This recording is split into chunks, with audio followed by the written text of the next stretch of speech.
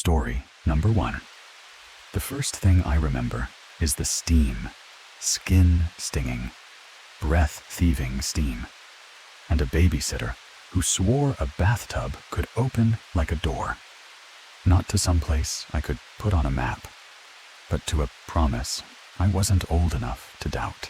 She told me I was special, that there was a fun way to engage the imagination and find something truly special within the water. When you're small, faith is easy. It sits in your chest like a lit match. She had rules.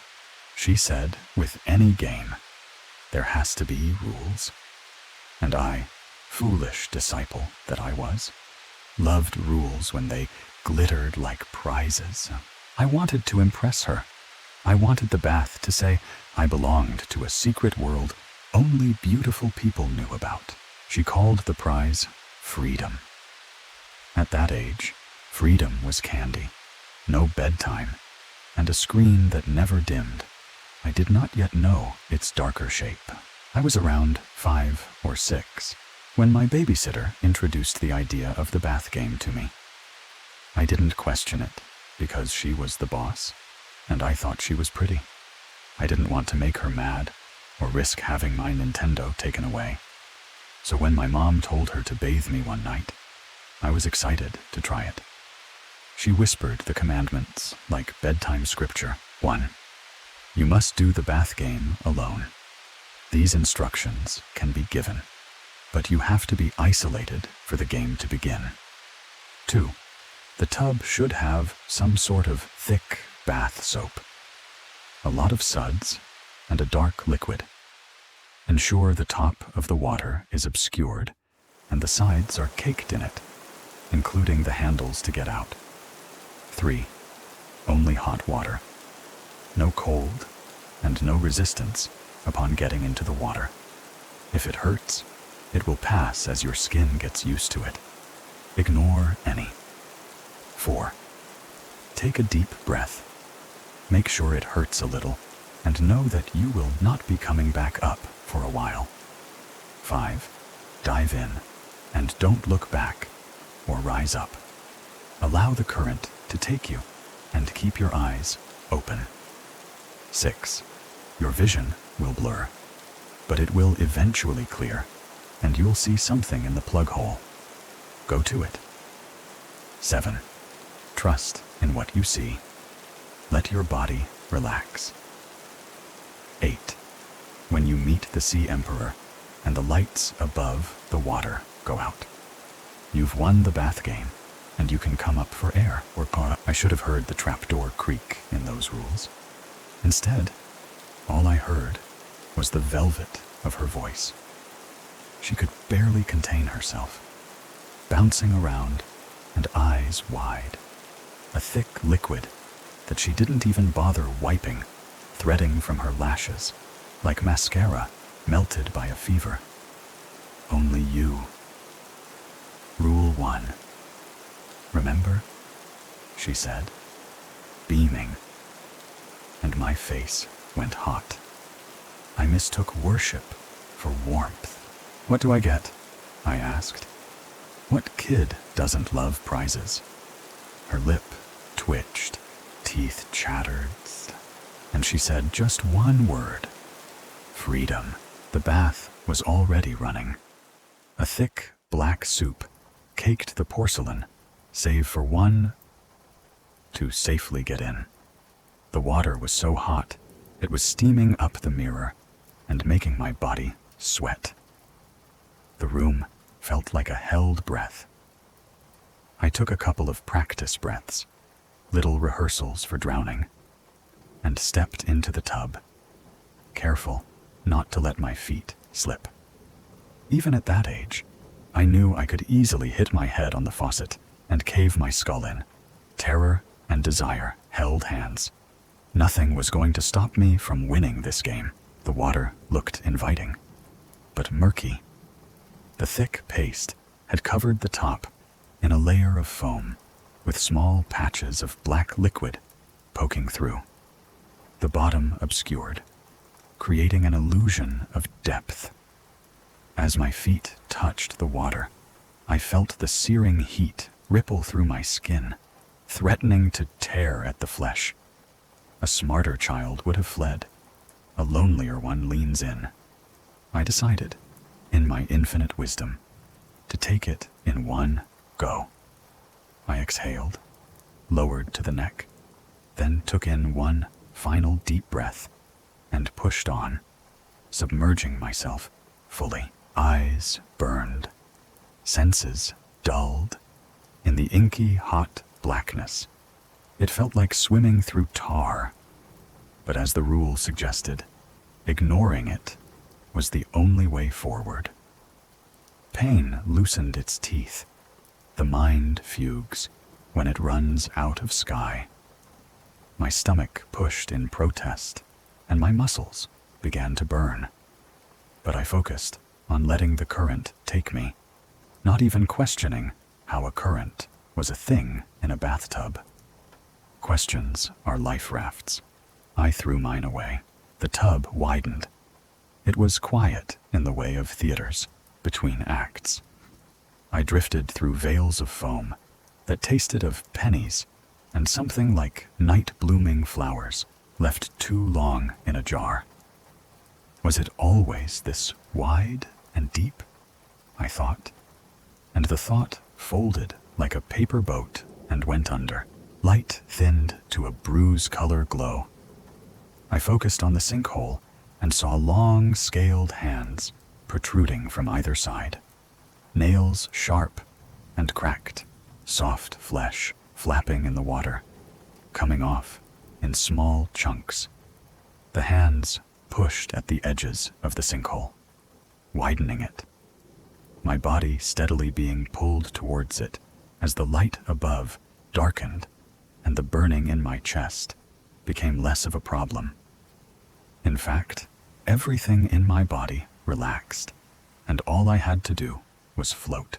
This is where belief becomes geography. I saw into the sinkhole, and something saw back. It felt like falling through a pupil, mine, the tub's, the world's, into an eye that had been awake since before weather learned our names. Below, a sprawling obsidian city meshed into coral reefs, colors I recognized, and many I'd never seen before or since. Structures grew like music made of stone. The further I descended, the more blinding the eyes got, as if they were guiding me to land. I followed, because obedience is the first magic trick we learn. There is a place inside pain where the body quiets. Past that gate, I drifted downward, and the tub stopped being a tub. I felt the room fold, porcelain giving way to a slope of darkness, lit as if by lanterns stuffed with seawater. Memory swallows sound. The heart beats anyway. Below me opened a sprawling obsidian city, meshed into coral reefs, its avenues breathing like anemones. The water tasted metallic and sweet, like a secret held out too long. The further I descended, the more blinding the eyes got, as if they were guiding me to land. I let myself be steered, limbs loose, lungs pleading for a treaty. When you go far enough, need becomes prayer, whether you believe or not. At the threshold stood two large statues loomed on either side of a grand throne. They're imposing, pilot lights swinging on their skulls, orbs for eyes and mouths in places they shouldn't be. One holding the tip of a sword, with several spikes running the hilt. The other, a grand hammer. Their stone gazes met in the middle, as if measuring me. I was not tall enough to meet any measure. I was just a child drowning in someone else's promise. It's when I see the throne that something inside me feel the burning in my chest return. It's empty, and yet it's not. Something is sitting upon it, but it isn't. A shape like a refusal. A face that changed every time I tried to hold it still. Maybe the mind fogs on purpose. Some edges are knives. A flickering image, as though my eyes deemed it too much to bear full witness to. I knew without knowing that this was the one she called the Sea Emperor. I knew, too, that he had read the rules and found me wanting. I felt a tug, a rewinding of the world, as if a hand on an unseen cord had decided that I didn't belong where doors become floors. It knew I was disobeying the rules and saw fit to punish me. The figure craned its horrific skull up towards me and smiled. That word clings, but doesn't fit. The eyes blinded me, and the light became pressure, filling my body with such agony that my ribs felt as if they would snap under the pressure. The eardrums burst, and skulls split open. I felt as if I was dying. The city surged backward. The drain became a needle's eye. I was thread going the wrong way. The water around me tightened until it felt like a cast. The last thing I recall before the ceiling returned was a murmured sentence that didn't use words, a certainty placed like a stamp upon the soft of me. There is no prize for theft. Then a different ceiling, acoustic tiles, a fluorescent hum. The next memory I have was being in a hospital bed, unable to speak, and a tube down my throat. I woke into bleeping machines and the taste of plastic. I tried to sit up and discovered pain had built a fence around every breath. I was beyond terrified to be hooked up to machines, and even more scared that I'd let down the babysitter.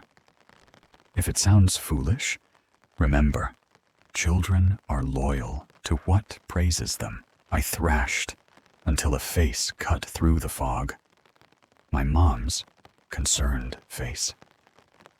She spoke my name the way people hold a door with their whole body. Her hands cooled my forehead. Her voice made the room believe in rooms again. I should have told her everything right then. I told her almost nothing. They told me to rest. They told me I'd swallowed water, aspirated, seized. They wrote words in charts that almost spelled drowned me without ever touching the letters. That tube ruled my mouth. The world went soft-edged. I slept inside an hourglass that refused to turn. When I could finally whisper, they brought a social worker, then a detective, then others in careful clothes. I heard myself telling a bath game like I was narrating a bedtime story for a child I no longer trusted. They took notes like fishermen fling nets. Nobody pulled up a city in the nights between monitors. The lights above the water would revisit me from behind the eyes. I would shut them, and it didn't help. All I had to do was float. The memory insisted, but floating is not a thing you can do in a hospital. You are held up by wires and worry. I asked for my babysitter.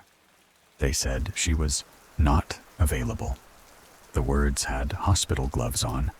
They didn't touch skin.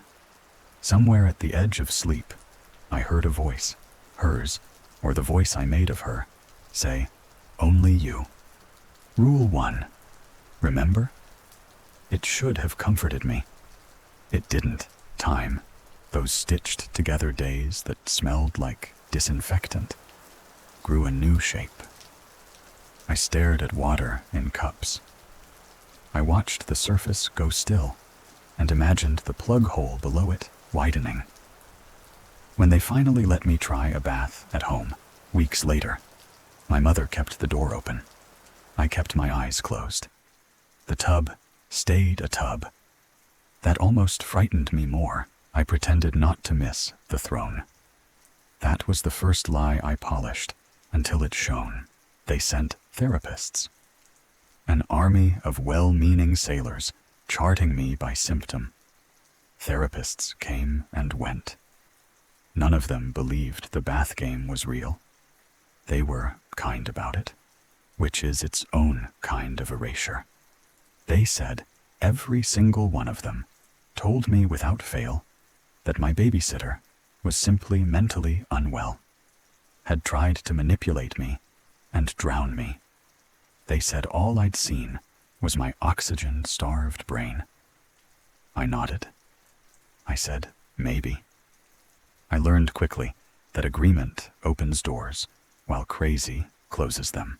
They explained dissociation like weather. They talked about suggestion, about a child's hunger to please. But I knew better. Conviction is a parasite that pays rent in certainty. When they told me it was safer to think of it as a near drowning, I repeated the term like a password and kept my real belief curled under my tongue like a seed. Courtrooms don't have drains, but they do have holes. I watched grown-ups talk in shapes I couldn't enter. Even when she was sentenced to a mental institution and apologized for deceiving me, I felt something like grief, but without an object. She said she was sorry. I said, okay. Inside, a smaller voice whispered, I never deviated from that one pervasive thought that burrowed into my brain like a parasite. I'd failed the game. Failure smells like bleach. It smells like towels that don't quite dry. It looks like me avoiding mirrors when the shower fogs them, because in the haze, sometimes I'd see it. Not a face, exactly, but glimpses in the steamed-up mirrors, a suggestion of a widening sinkhole with great hands, of the weird, indescribable lights of the coral reefs beneath the tub, a crown made of angles, promises of what could be if I just show the resolve to go there again. I told myself I wouldn't. I told myself I would. You grow up. You get taller around your fear. The world asks you to pick smaller words for larger things. I learned to introduce the story as a metaphor. People applauded that. They love monsters that keep their hands clean, but seasons bring their own. Every anniversary of nothing I could claim pulled me back. I would run the tap, only hot water, and stand there, palm hovering, no cold allowed, the way a pilgrim touches a gate and does not enter. I would smear thick bath soap so the top of the water is obscured. The sides are caked in it, including the handles to get out. I would practice a deep breath until it hurts a little, and then close the curtain and walk away like a man putting down a glass before he breaks it on purpose. Some nights, I slipped. I'd kneel, shirt sticking to my back. Allow the current to take you. The phrase, a metronome in my head. Keep your eyes open. The tub did not widen. The plug hole remained a coin. I tried again. I tried recreating the game myself over the years. But maybe my failure was simply too egregious, and the Emperor simply won't allow me to retake it. I told myself rules mattered. I told myself trust in what you see. The city stayed unreachable, like a country that had revoked my passport. Meanwhile, life. I met someone patient enough to hear the version I could tell. We married. We made a person who laughed like sunlight on glassware. Fatherhood rearranged the furniture in my head. New doors, new locks. The story I had carried like a shard now had ears nearby. I promised myself, promises pile up like towels, that I would not teach him the game. Children are radios that pick up what we don't broadcast. He heard the undertow in me. He asked for stories. I told others, the safer myths, the silly beasts. But I slipped. One night, I said there was a place between realities, under the bath, a kingdom where coral wore cities like ornaments, and an emperor who resides where lights above the water go out. My son's eyes found that lit match I had kept from going out. I wanted to blow it away. I let it burn. Years pass in rooms. He grew taller around my caution. I pretended the game was a story. He pretended to believe me. We met in the middle, as fathers and sons do, at the place where myth rehearses for dare.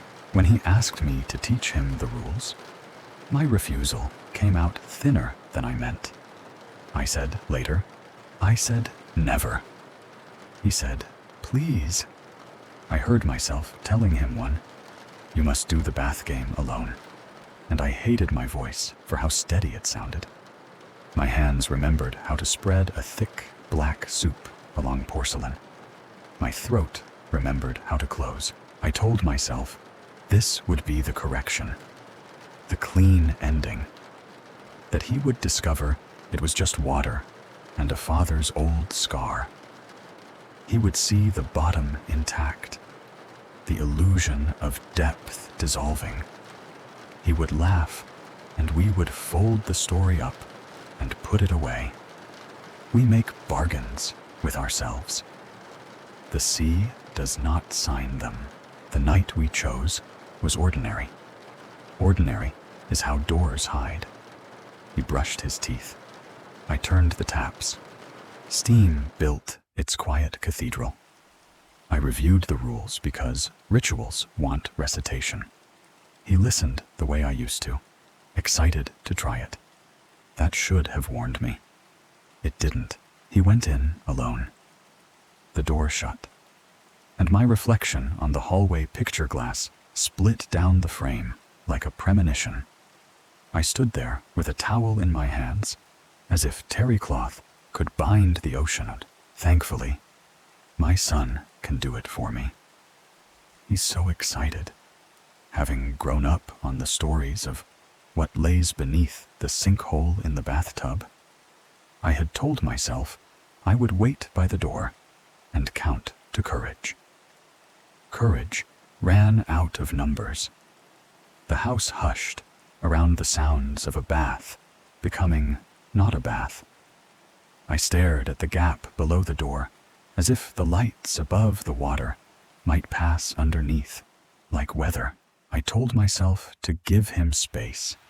You must do the bath game alone, and felt the hypocrisy settle like silt. The rules have teeth. They chew from both sides.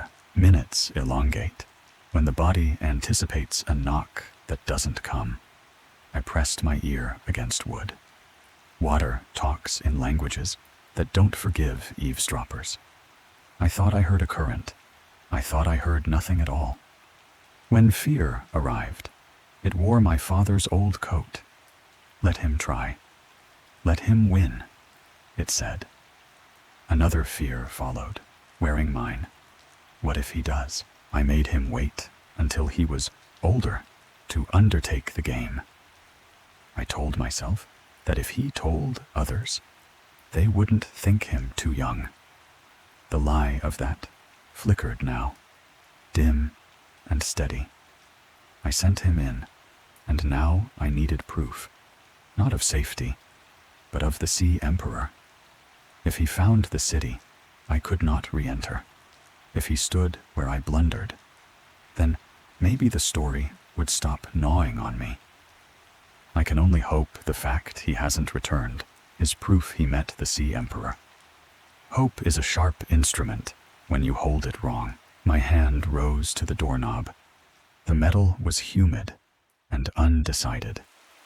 I want to go check on him, I told the air, but because I lost, I don't think I'm permitted to interfere.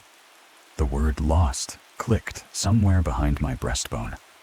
I even stood outside the door, ready to pull on the handle, but my legs won't stop shaking. I feel my throat close up and sweat run down my head. I set the towel down. I picked it up.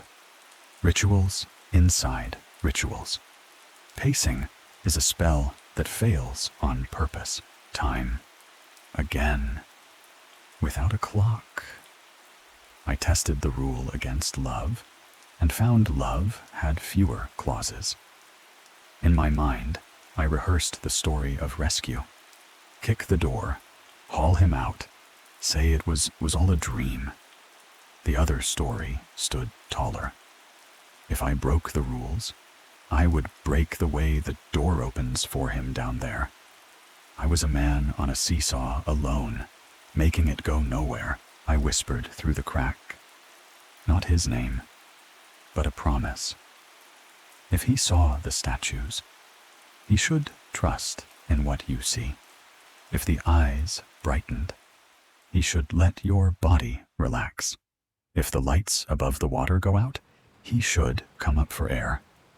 The words shivered as if they recognized their home.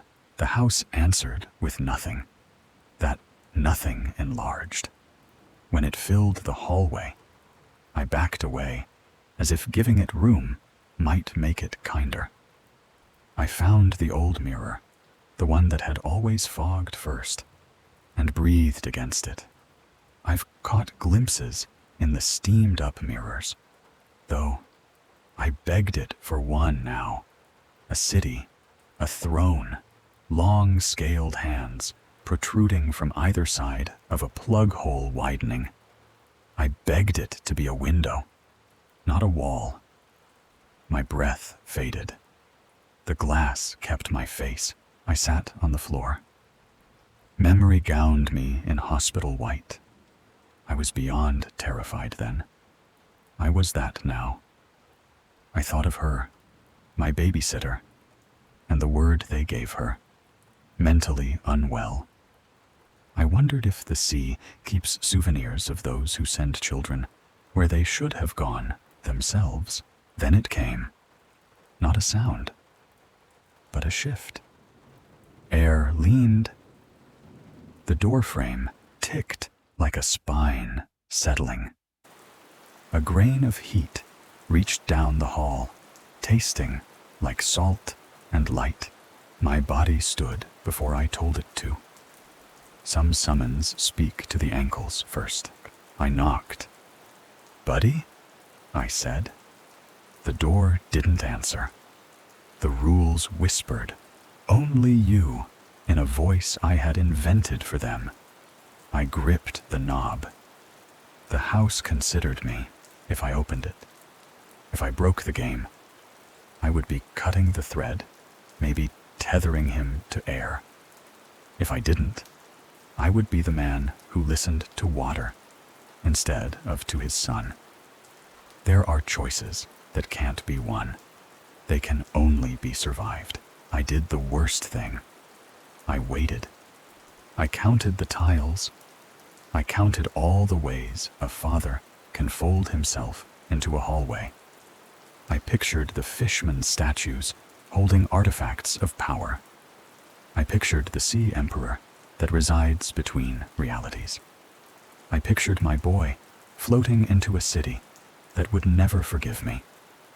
I pictured him winning the bath game and carrying back a word like fire in his mouth. Freedom.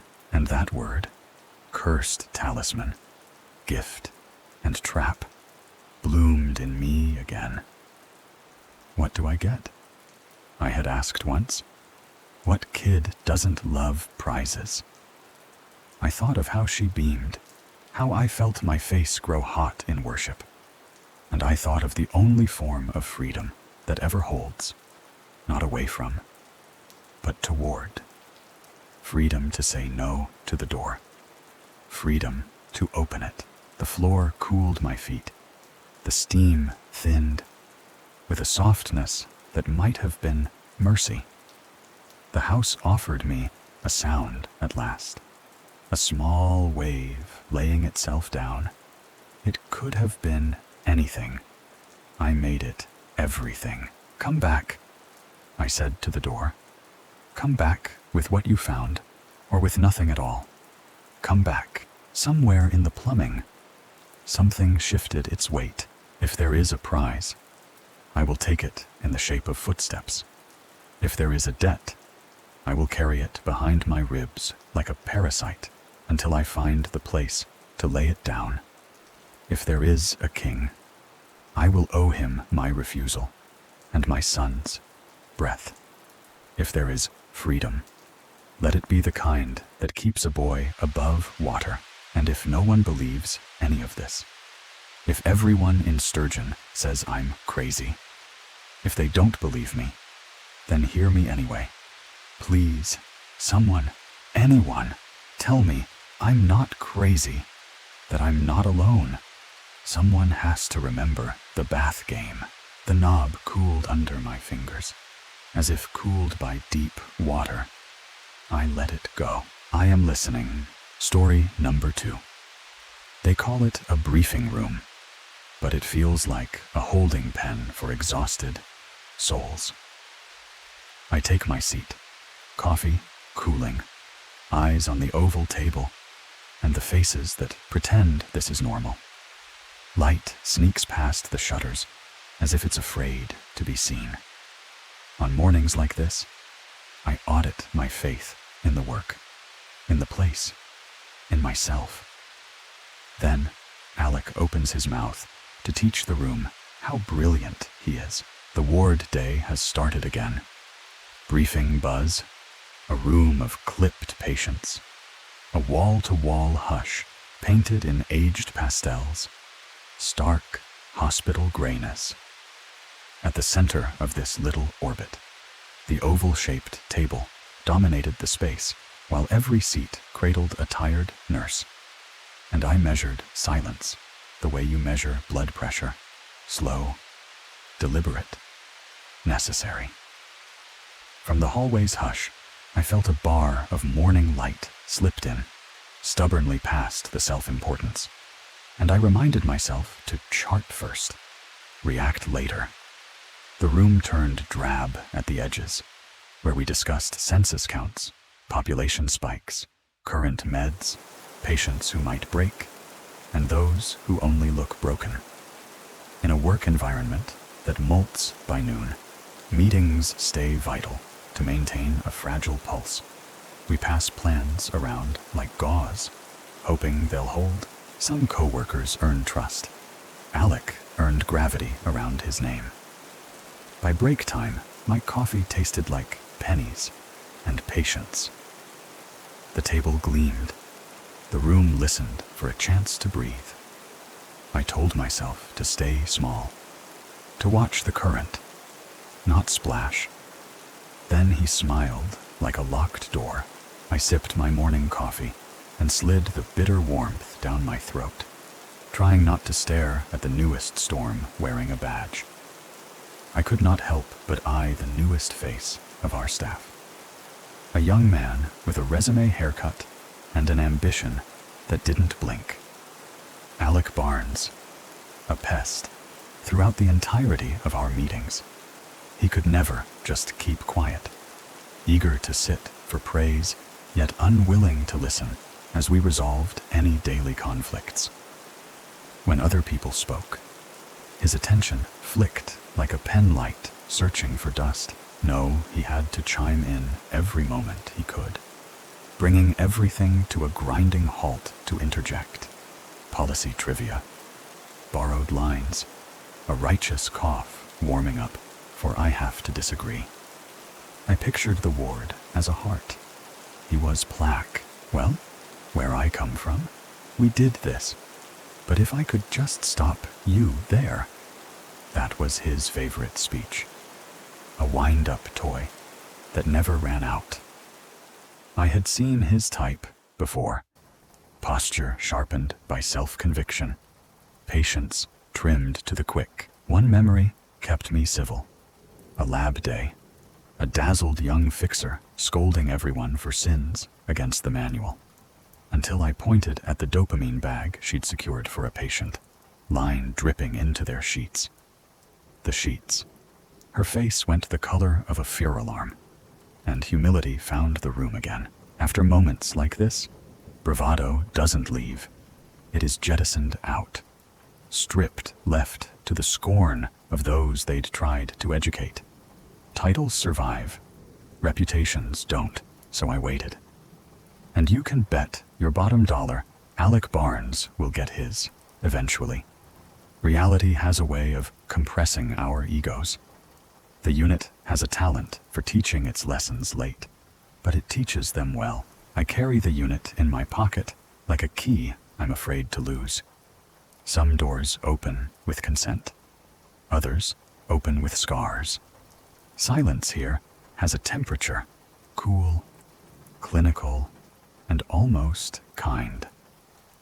When the noise rises, I remind myself that fear is just data, and data can be charted.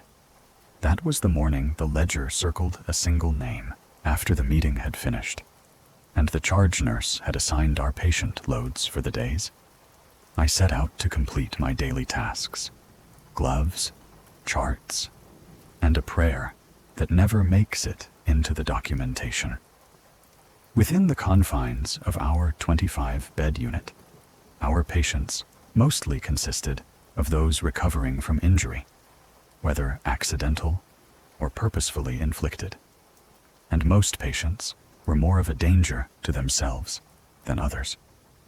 The building knew this and hummed softly, like it was guarding us from ourselves. That being said, there were always those we had to be wary of, the storms that looked like people. In my years as a psychiatric nurse, I'd been kicked, scratched, bitten, punched, and for the better half of a day, verbally threatened. Bones remained unbroken, but belief systems bruised. Still, I never let it soden my spirits, no matter how much saliva or curses were hawked at me. Resilience is a habit you teach your nerves to practice, contrary to how social media or cinematic horrors may portray them. Psychiatric wards are not twisted places littered with crazies. They are places of healing, of alleviation, a haven for those physically alive, but internally tormented, rooms where breath learns to stay. Yes, some kicked and shrieked in the halls until their throats split. But a good deal held a much quieter, unseen pain that prefers the corner chair and the softest blanket. That was why I was there, to help ease the cold tears of their futures, to hold a line when they cannot. I learned to read the tremor in a knuckle, the refusal on a tray, the way grief wears a person like an oversized coat. And for the case of our newest arrival, Roland Bull would become my next big project. I wrote his name carefully, as if neat letters could steady rough water. Something about the air tightened, like the unit had inhaled and forgotten how to exhale. The storm stitched the ward to the night like a wound that refused to close. Paramedics left a smell of rain and rubber that outlived their footsteps. I wrote his name slowly, as if neat letters might undo whatever he had done to himself. Silence sat on the window ledge and watched us work. When he finally spoke, it wasn't about pain. It was about piano. It was raining on the night they brought him in. I spied him rolling by on a stretcher, his cold face wet and dripping, his eyes flickered with transient consciousness, barely grasping shape or sound. A man between rooms. For a beat, we held each other's gaze before ICU swallowed him. 10 paper clips, 8 marbles, and 5 drywall nails. Objects lifted from the dark theater of Mr. Bull's stomach. He was diagnosed with PAH, an urge to ingest inedible things. Rarer still was how severe. Add depressive disorder, severe anxiety, post-traumatic stress. Despite years in psych, I felt like a student who'd lost the manual. I stopped at Mr. Bull's door, surveyed my notes, and went inside. The room looked like a college dorm with a single window on a parking lot gloss. Mr. Bull was awake, hunched over his table, stringy hair curtaining his face, laces removed, writing into a crossword with a rubber pen. I knocked lightly. "Good morning, Miss Bull." Smile, posture, breath. From the hair mesh, a thin face looked back, eyes wide but unfocused, faint scars spidering along his chin and cheeks. "My name is Jason. Anything I can help with?" I said. He weighed me like a scale that didn't trust its own needle. Then the grin. "You have piano fingers?" I blinked. He flexed his piano fingers. Father had them, too. He used to play all the time in his office. Gymnopédies, a tad of Chopin. "Do you play at all?" "Not at all," I confessed. Lessons never stuck. He nodded, voice oddly playful for a man stitched with scars. "Anyhow," I said, "please don't hesitate. We'll do everything we can." "Of course," he answered, rubbing a finger along his fringed chin, as if checking whether the skin still believed him. Some cravings are just chemistry. His felt like worship. We hid the pens. He found the plastic left behind. Progress charted in milligrams can look like hope. Hope, it turns out, dissolves under the tongue. By evening, he stared through the window and told me a weather report for the soul. It was not long before we realized the true extent that Mr. Bull needed to be monitored. From the TV room, he plucked the power and volume buttons and swallowed their bodies. In his bathroom, he twisted the cap off a soap dispenser and negotiated it down. Before we could catch it, the Flexipen we'd given him for crosswords was already gone. We arranged removal and mulled treatment. In most cases, PAH blooms from iron deficiency, so we prescribed an iron supplement. After a few weeks, 2 tablets a day, and an iron-rich diet, his pining had considerably lessened. I celebrated in pencil, not ink. Then the bracelet went missing. Not so mysteriously. He'd stopped taking the tablets, cheeking them, storing under tongue to spit them out later. He stopped eating anything we sent. Evening rounds. He sat at the desk, spine stiffly straight, neck bent to the window, tray uneaten. "You really should eat," I urged, "or it's a feeding tube." He gave the asphalt his attention. I turned to leave. A withered voice found the air. "It's coming." "What do you mean?" I asked. He returned to that glazed stare, as if the answer were written outside in the gray, and I didn't have the right eyes. There's a pitch to certain screams that moves your body before your mind. His bed looked like a wrecked boat in a small storm. I chose my voice like a tool I might break. When his hands closed on his throat, mine went for his hands. What came next didn't belong to medicine. A scream resonated down the halls. Mr. Bull's room. He flailing in the sheets, hands clawed, heels kicked. I tried to calm him, unresponsive, lips peeled from gums, eyes squirming. Then both hands converged, closing around his throat, a death grip. I pried, carefully breaking the chokehold. A pressed scream squeezed out, then that tilt before a retch. I rolled him sideways, glanced for help, and froze. Fingers, long, wet fingers, gleaming between his teeth, reaching outward from the dark, pink depths. Bruised, blackish purple, strings of spittle stretched and snapped, a pungent bacterial odor from gangrenous tips. They bent like a spider on its back, tugging at his jaws, jagged nails scraping chin, cheeks, nose, digging grooves. Footsteps, another nurse. I looked again. No fingers.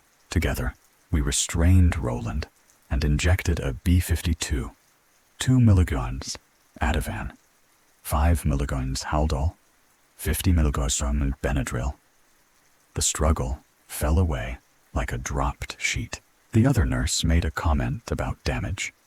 I realized it was Alec Barnes.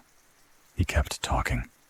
I was already out the door for ointment, refusing the picture my mind had taken. Some nights you bargain with the sink. Cold porcelain, warm denial. If I could name a thought, I could cage it. Names failed. Sleep took the job. Then the ward found me where pillows can't help. I didn't sleep well that night, dozing in and out. I stood over the sink, both hands against the porcelain, scavenging for answers. My brain found only the photograph I didn't take, fingers gleaming between teeth, reaching from the throat. Absurd, I told the mirror. Ludicrous, disgusting. To give such a thing credence was unacceptable. I gargled mouthwash, slapped both hands against my cheeks, and returned to bed, repeating a steady tempo. Sleep made new rules. I was back there, Roland's room, screamed, writhed, sheets. I reached to restrain and found my arms closing on my throat. Breath fled. In the pit of my gullet, something begins to move, clawing upward. I tried to wake, couldn't. A retching tide forced its arrival. My eye caught the wall as my shadow spouted a bouquet of spidery horrors. Sun on chain link can look like mercy if you squint. He asked for me by name, and the day obliged. We sat where flowers pretend fences are kind. He sniffed the air and called the rain before the clouds agreed. Then he asked whether I'd seen them. The next time I saw Roland in person was supervised time on the patio. Fenced air, mural wall, basketball hoops, hanging flower pots. Mr. Bull insisted I be there. The new scratches on his face had healed to fractal threads. He breathed deep. Rain's on its way. Hopefully not before my drive home, I said. He hummed. Then, you saw it, didn't you? The question jolted me. What are you referring to? You're scared to admit it. I had to wait for you to see them before I could talk. Otherwise, you'd never believe me. He smiled. If you don't listen, you won't know what you saw. I stayed quiet. It started with ice, he said. I loved crushing it between teeth. When that wasn't enough, paint chips, coins. I was an anxious boy. He sketched the house, wealthy home, wealthy parents, one sweet, one emotionally aloof. Father, the provider, who believed money counts as love. As compulsions worsened, they called it a phase. It wasn't. The cravings grew teeth, surprisingly. I wasn't the only one with compulsions. He chuckled. Father was a collector, not vinyl, not coins. Other things. A canteen from a dead soldier. A noose said to have snapped necks. An ancient skull cleaved by torture. Little pieces of the dark. Sometimes at night, I'd hear 2 keys tapped on the piano in his studio. One trip, parents away. He sneaked in. A ring once worn by a dead woman, rumored to curse. It felt like mine, so I swallowed it. Terror overnight. By morning it passed. He washed it, returned it. Father never noticed. Then the bone of a black cat from a witch's hex. Then others. It became a ritual. He'd bring things. I'd swallow them, or a piece of them, then wash off blood and stool and put them back. Some pain, some discoloration, nothing enough for him to notice. It felt celestial.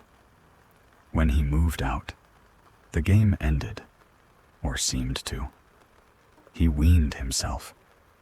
Years later, the strange thoughts arrived. They felt different in my hands after I passed them. Like the energy they once held wasn't there anymore. Like it had been left behind inside me. He rubbed his cheek. And what if all that energy brewed and fermented over the years until it decanted into something else? Something that finally wants out. I asked what wants out meant. The glaze returned. I'd like to go back inside now. Please. The conversation ended where the fence met the sky. Some emergencies introduced themselves with water. This one arrived as foam. Training is a staircase. You climb what you can in the time you have. I wrapped my arms under his ribs and asked the body to choose life. The building answered instead. Late Sunday rounds. I knocked, stepped inside. Roland missing from bed. Bathroom door ajar. Sink running. He stumbled out backwards, both hands locked around his neck. Face plumb. Foam dribbled. Lips blue. Tears streamed. Eyes bulged. One sound. A gargled note trapped in his throat. He's choking. I spun him. Arms around waist. Pressed hard. Upward thrust. No luck. The door opened. Alec Barnes. What's wrong? Choking. Another thrust. Blood heat in my forearms. A swallow that wouldn't land. Then, a shift. A tumbling motion, like his insides decompressed. The throat opened. He loosed a watery scream. A body's last weather. Something heavy hit the floor. Alec made a sound. Oh, God. Roland went limp. Movement skittered. A tearing sound at the vanity. I followed the thin film of blood and bile to the air vent. Right side of the grill, wrenched. The room had grown a mouth. We started compressions. I lined both hands, pumped until wrists burned. Breaths forced down a windpipe that wouldn't listen. Nothing. Staff flooded the doorway. Roland was pronounced dead. Esophageal rupture. Dislocated jaw unhinged. No clear cause, only ruined tissue and rumors. As for Alec Barnes, quit spontaneously. When I pressed, he shook his head. Seen nothing. not a particle of self-importance left. I think he saw exactly enough. Perhaps I saw enough, too. A gray, sleek of a shape, pulling itself through the opened duct. Membranous, slug-like. But I file thoughts like I file labs. Sorted, labeled, contained. Even so, the strangeness lingers. Patients began claiming to hear something in the walls. Staff, too. A quick, incipient scratching in the ducts, as if an animal were trapped. We had the vents checked again and again. No proof. I've heard it myself, awfully close, just on the other side of the cover. I do not peer inside. I do not risk what I might see. The ward keeps its pulse. The ward holds its breath. Story number 3. I grew up thinking every family carried a secret room where the air went thin and faces learned to hold still. Only later did I learn what silence was feeding on. In the Lee estate, my family called it the waiting game, a ritual we undertook because someone had to pay the price for our lives that looked so full, happy, and creatively stimulating from the outside. You can inherit a house, a crest, a story, and a debt you never signed. Every August 30th, every member over the age of 18 congregates at the estate and stays together. Keeping one another in eyesight until midnight gives us back our names. I used to think it was bad luck that my birthday landed on that date. Then the luck shifted its chair and faced me. We spent the 48 hours before the event catching up, partying, and enjoying ourselves, because they said we were living on borrowed time. When I was 11, the house taught me a word no child should carry: vanish. My mother was supposed to host my party, kissed my forehead, promised pizza, and never came home. There was no funeral years later, on the edge of legal adulthood. Great Uncle Thaddeus drove me back to the manor in near silence. I watched the hedgerows hold their breath while the deal I didn't know I'd inherited finished sharpening its teeth. I'll tell this straight. The way late-night voices do when the road has emptied. The Lees were always seen as eccentric. Investors, artisans, masters of niche crafts. We've lived like we needed nothing, but we paid with a ritual older than our silver frames. The parlor room was structured so we could see each other, no matter where we stood. Each area well lit, comfortable, accommodating for roughly 30 people.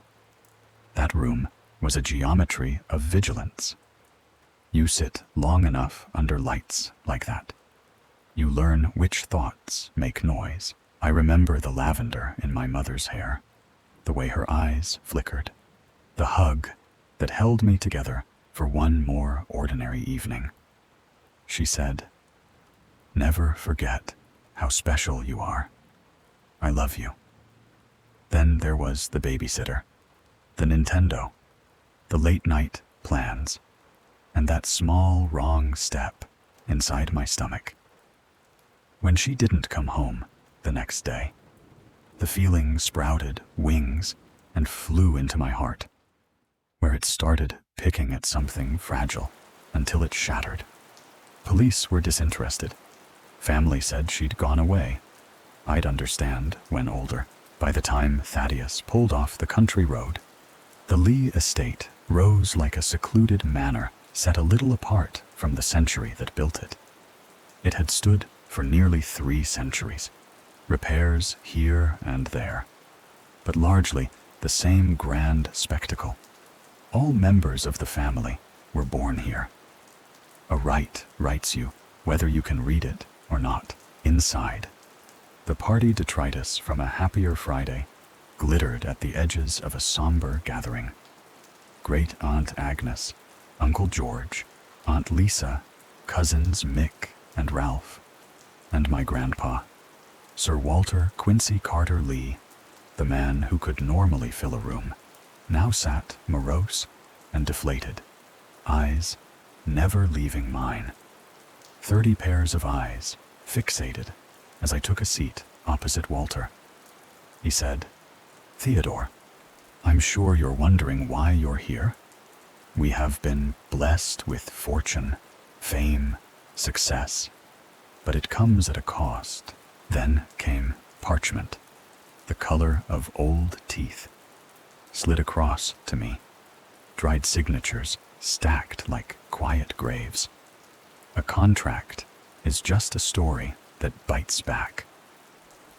On this day in 1756, Theodore James Wigan Lee committed our bodies and souls to undertake the practice until we are no more or our obligations fulfilled. As the clock strikes midnight on the 30th, we shall undertake the waiting ritual and obey these tenets. Everyone over 18 present. Keep at least one other in sight. A designated focus must be stared at. Ignore voices. Keep lights ready. Do not break line of sight until the next midnight. Signed in blood. Witness Eloram Lai. And beneath it, a bizarre series of characters I had never seen. I tried to laugh, but the room didn't have that kind of oxygen. What is this? An elaborate birthday prank? Grandpa Walter shook his head. No, lad. Your mother was our original focus. Now it's you. Sit and wait it out for 24 hours. We will be here with you. He gestured at a lineage of bright faces, dimmed by the same candle. I signed my name because sometimes refusal is just another door swinging shut.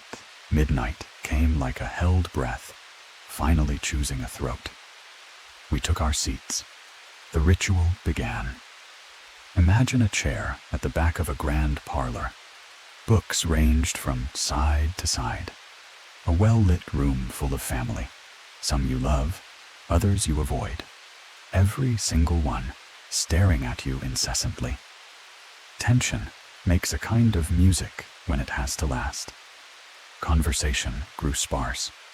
Daylight later brought comfort, visibility, livelier voices.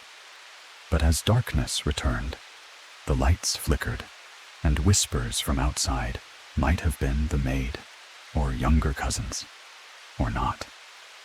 We held on until the final chime, and when it came, the room erupted into cheers.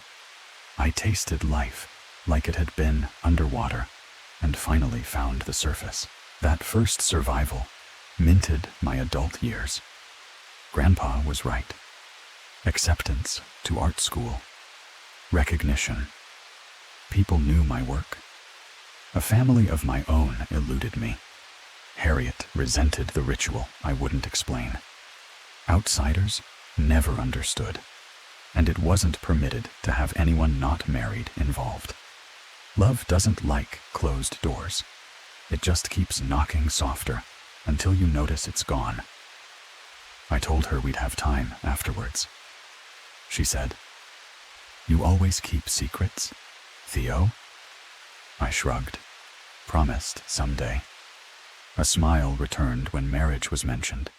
She kissed me and sent me off, now older and supposedly steadier. I arrived again to find the estate a mix of old and new members.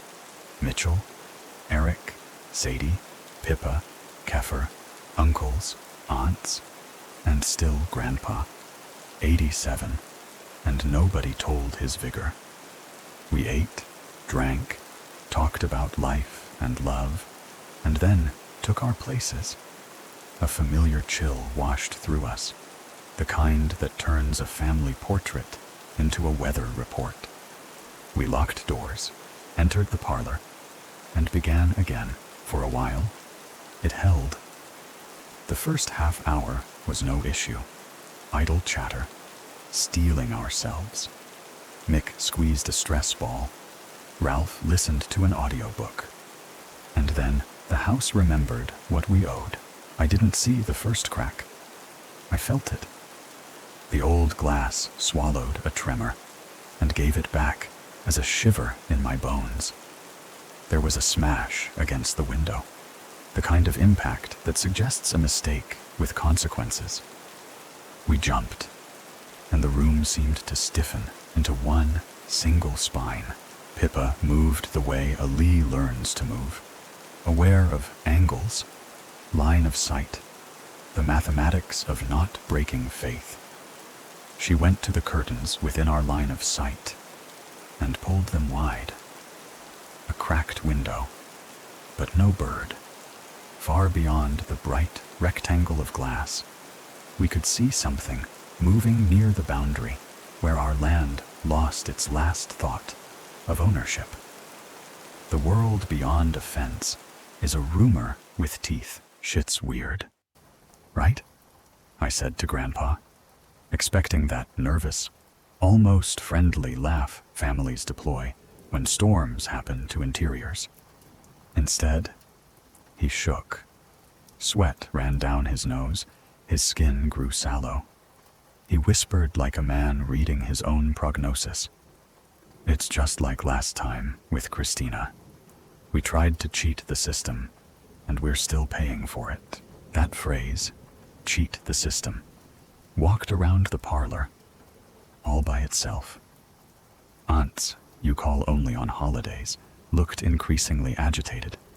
Gertrude was bordering on hysterical, whimpering into Uncle Bill's sleeve. Silence came back like a tide and stayed for 2 hours. There's a kind of the time that doesn't measure minutes up. It measures pressure. When the lights began to flicker, I finally said what the room was refusing to admit. What's going on? Grandpa, if you don't tell me now, I'm walking. The word walking felt loud. It meant door, hallway, lock, penalty. A chain of nouns with a mouth at the end. He rose too fast for a man his age. No, absolutely not. We do not need any more suffering and death in this family. Cold found a vein and ran it through me. Death as a rule, not a visitation. Mom died.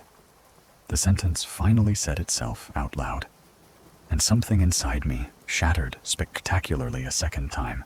He sat back, defeated, and laid the story out like a map to a city you can only enter if you promise to forget your own name. This deal we made granted us everything. No deal comes without a price. That price was for one of us to fail the requirements each year. He explained that the contract, old enough to know all our faces, never originally stipulated we must all gather together. It encouraged us to elect someone to miss the proceedings, even to never inform them. Obstacles from life or employment would ensure at least one of us unable to make it each year, and the debt drain would flush without clogging the family line. I don't remember who named it a solution, he said, eyes wandering to a painting of our ancestor, Theodore James Wigan Lee. But your grandmother was in heavy labor when your mother was due. The family wanted to be there. It seemed like we'd been thrown a line. So the rite became a mandatory rite of passage. We fixed the date where fate had arranged its own ambush, and we tried to convert slaughter into schedule. Your mother was born just after the appointed threshold. You in the early evening, a quarter century later. For over half a century, we maintained peace and tranquility. His lip quivered. But all debts must be repaid, especially with them. The lights flickered again, and the room did that thing older houses do. It remembered. And for a fraction of a second, the remembering showed itself. Something standing in the middle of our parlor, towering, hunched, a bulbous head near the ceiling, red eyes fixated on me. If there was a mouth, it didn't choose me. It held up a twisted digit to its face, a shushing gesture so old it felt like a birthright. The lights came back. If Grandpa or anyone else saw it, they didn't acknowledge it. "What are they?" I asked, voice made of dust and dare. I wanted a myth to hang this on, an old legend to connect to them and make sense of it. Grandpa's answer wasn't an answer. "I don't know. Nobody does. A specter from beneath the earth, from the stars, or an old Celtic legend. Every generation said something different. But we know one thing. Theo, when we break eye contact, when we don't fulfill our part, bad things happen." Whispers leaned against the hallway. Walls were knocked upon. Something unseen and gargantuan thundered around the home. That's how you trap attention. You push on the frame until the painting looks back. "Is that what happened to Mom?" I asked. "Did someone fail?" My eyes settled on Aunt Gertrude, all nerves and unspilled poison. "What did you do, Auntie?" She pressed her lips so hard the color left. The noises were unrelenting. Nobody rushed to save her from her own sentence. "I always resented your mother, Theodore.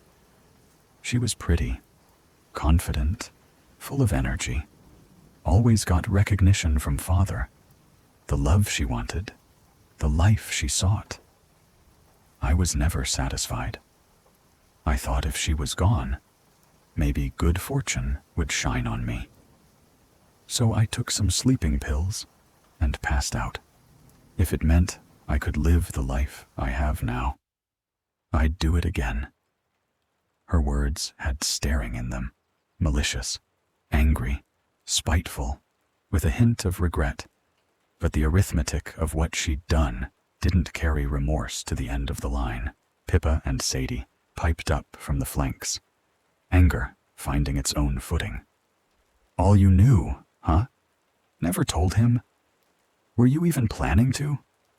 Kefir sunk the moment with a sound of contempt. "This family should burn." I didn't disagree. I just didn't know where to set the first match without lighting my own hands. Grandpa put both hands on my shoulders and managed the saddest smile I've ever been asked to forgive. "I let the smartest and most talented of my girls go because of tradition. I won't do it to you. We've seen enough death. Before your mother's birth, 24 were taken in as many years. She stabilized us. You continued that.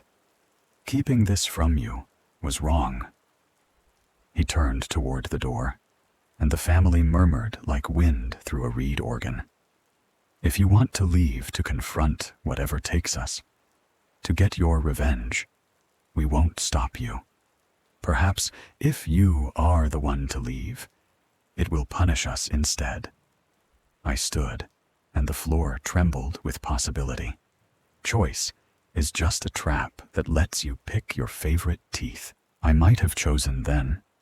I might have walked into the hallway and offered myself to the arithmetic. But we don't get to write our timing.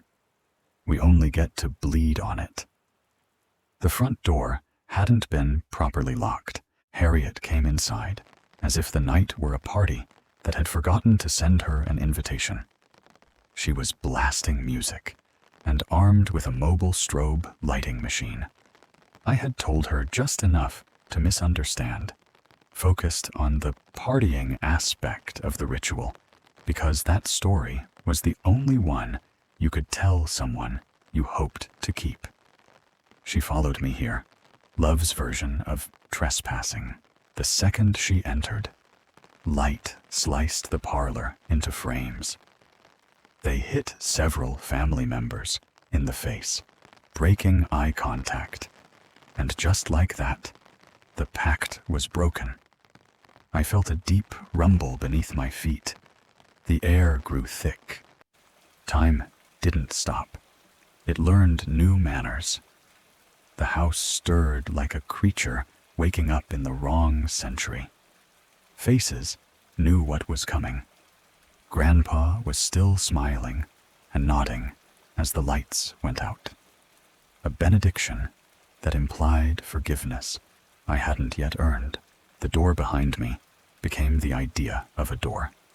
Not wood and brass, but the word, "not now." I made a direct beeline out of the room with Harriet in hand, slammed the parlor door behind us, and pushed my body weight against it. "What the hell is going on? Theo?" she yelled, confused and distressed. I tasted a sentence I couldn't swallow. "You just killed us all because you couldn't wait."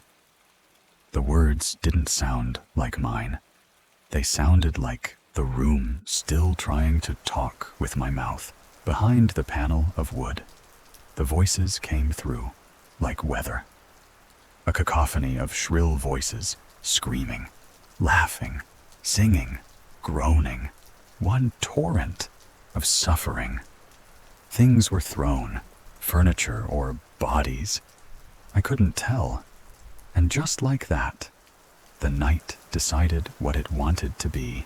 I braced the door and gave the night my breathing. When terror can't find your eyes, it knocks on your ears. I saw nothing, but I heard everything.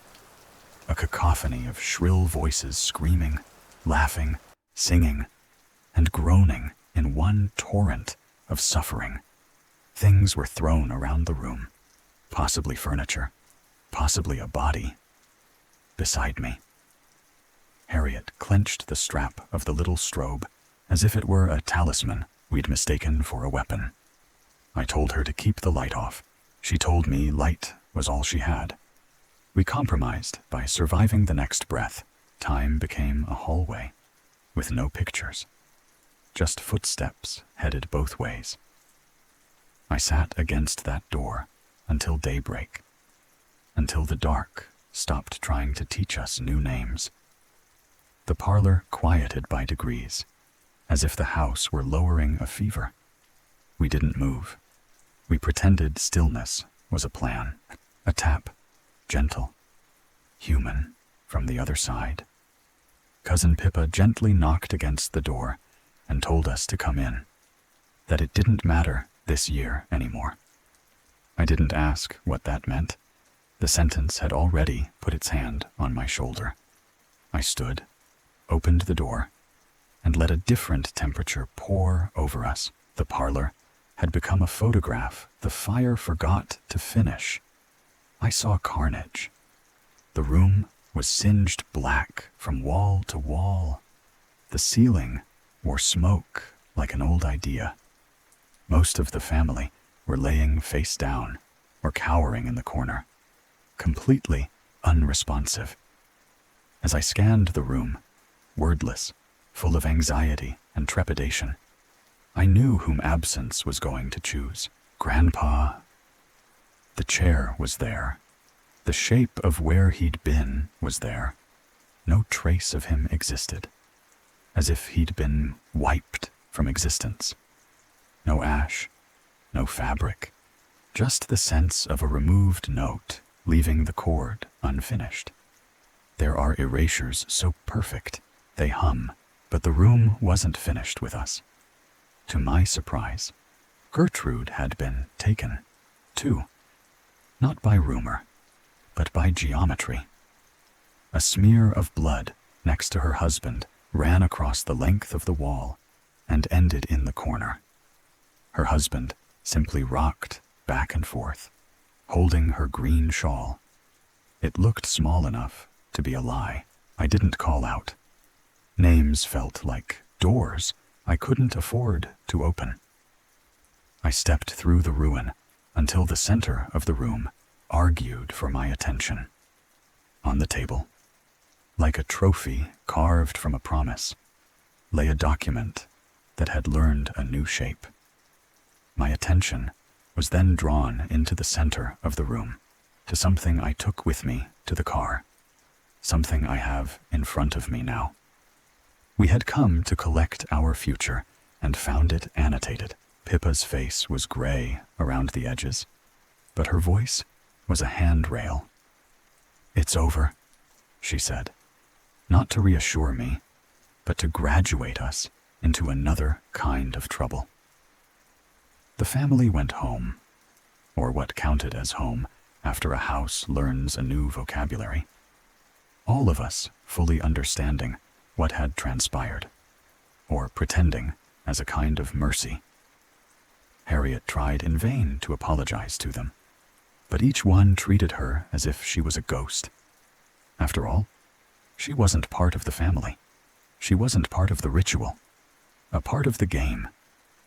They moved past her like weather around a statue. I took Harriet outside. Morning had put a straight face on the sky. She kept saying, "I didn't know. I didn't know." I believed her. Ignorance had never been our defense. It was only our most portable sin. We got in the car. I dropped Harriet off at home and made her swear to never talk about it. She was devastated, but understood. She asked me what I intended to do. I simply shook my head. I drove until the road forgot to change. I parked where the world could see me, then set the document on the passenger seat, like a passenger with better posture. The parchment had not only survived, it had adapted. The contract had been amended.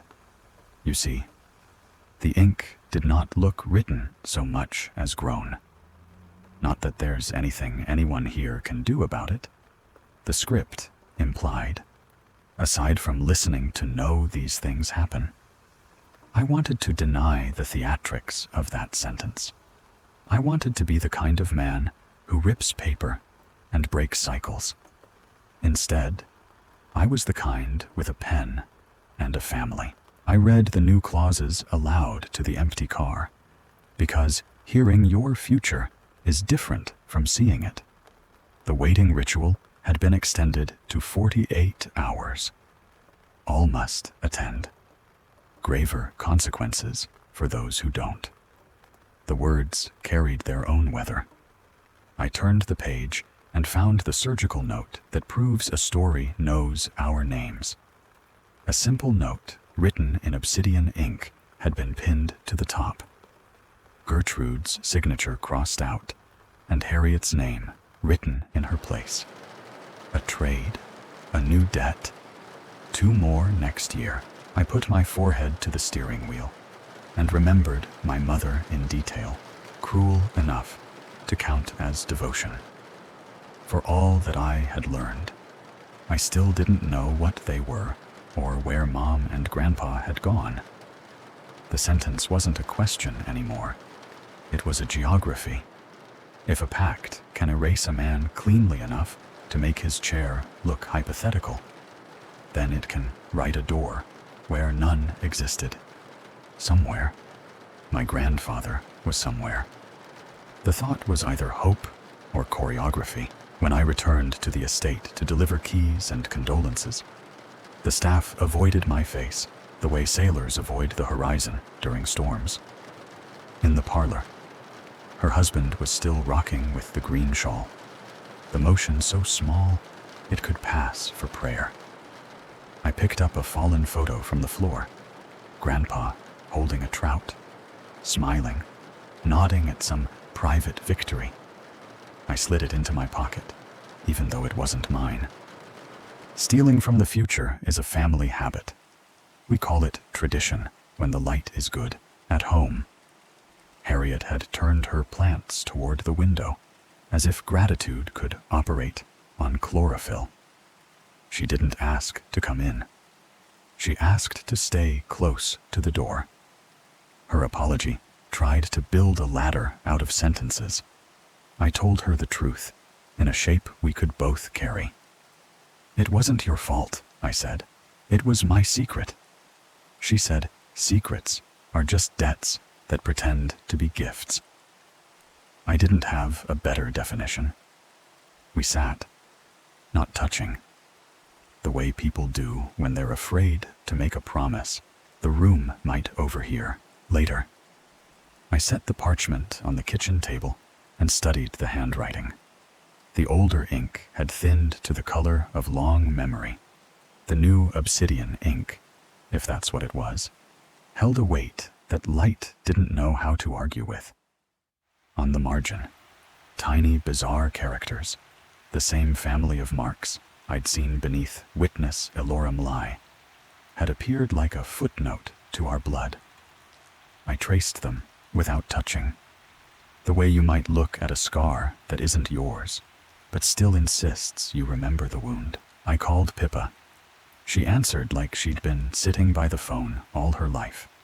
We inventoried the breathing. Mitchell, Eric, Sadie, Keffer, Bill. We made a list of the not breathing, and then we stopped because some arithmetic is an insult. "Next year," she said, "we'll do what it says." The line went quiet, the way lines do when they're trying not to break. "We'll have to," I said. "Graver consequences."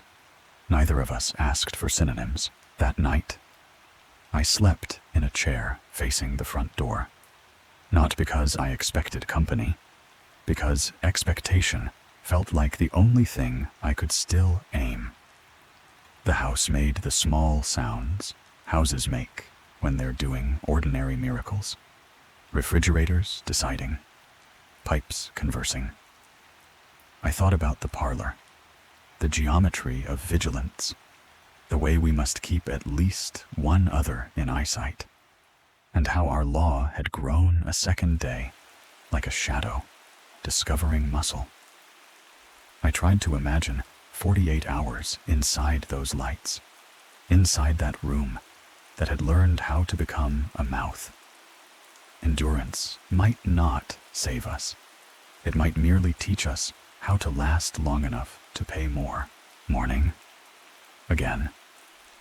I took the contract to a conservator friend, the kind who owes me a favor because I once painted something that made him feel less haunted by his job. I didn't tell him what it was. I told him it mattered. He handled it with the elastic respect people reserve for sacred things they don't believe in yet. Under magnification, the obsidian ink didn't feather or pool. It sat on the fibers like it had negotiated its own physics. He said it wasn't any medium he recognized. He asked where I got it. I lied in a way that felt like faithfulness. On the way home, I tried to practice honesty against the steering column. "Harriet, there's going to be another gathering.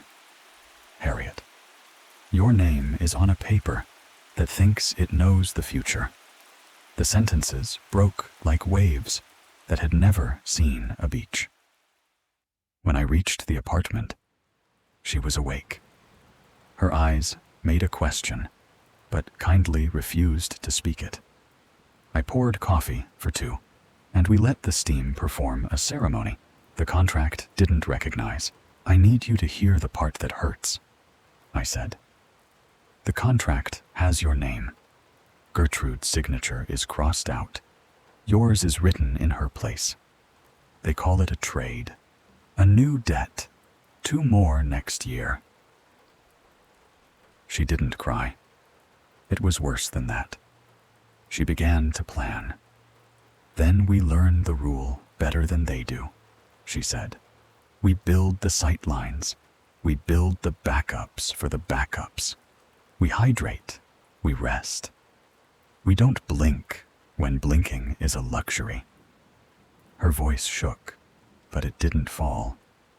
I remembered my mother saying, "Never forget how special you are. I love you." The way love can be both a promise and a warning. We spent the day writing lists. Batteries, lanterns, chairs, matches for when lights forget their job, a seating plan that turns a room into a net. We drafted a signal protocol so that even our fears would be accounted for. I phoned every cousin and told them what practice looks like when practice is the only prayer. Some agreed in voices that had already left the body. Some argued about consequences, as if debate could change ink. One hung up to weep privately. Another promised to bring a generator like a talisman you can plug in. That evening, I took the contract to my studio and pinned a copy to the cork wall beside sketches of faces I could no longer afford to paint. The series of characters along the margin seemed to move when I looked away. I drew them until my hands learned their posture. A shape emerged, not a translation, but a posture of meaning. A circle that isn't smooth, a line that won't stop at the edge, a digit held to a face that does not require a mouth. It held up a twisted digit to its face in my memory, and on the page, a warning older than our house, before sleep. I called Pippa again. "We'll need watchers for the watchers," I said. "If voices come, we count them instead of listening."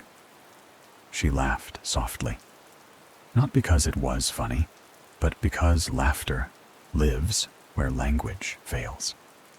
"We'll try," she said. "We'll try not to break eye contact."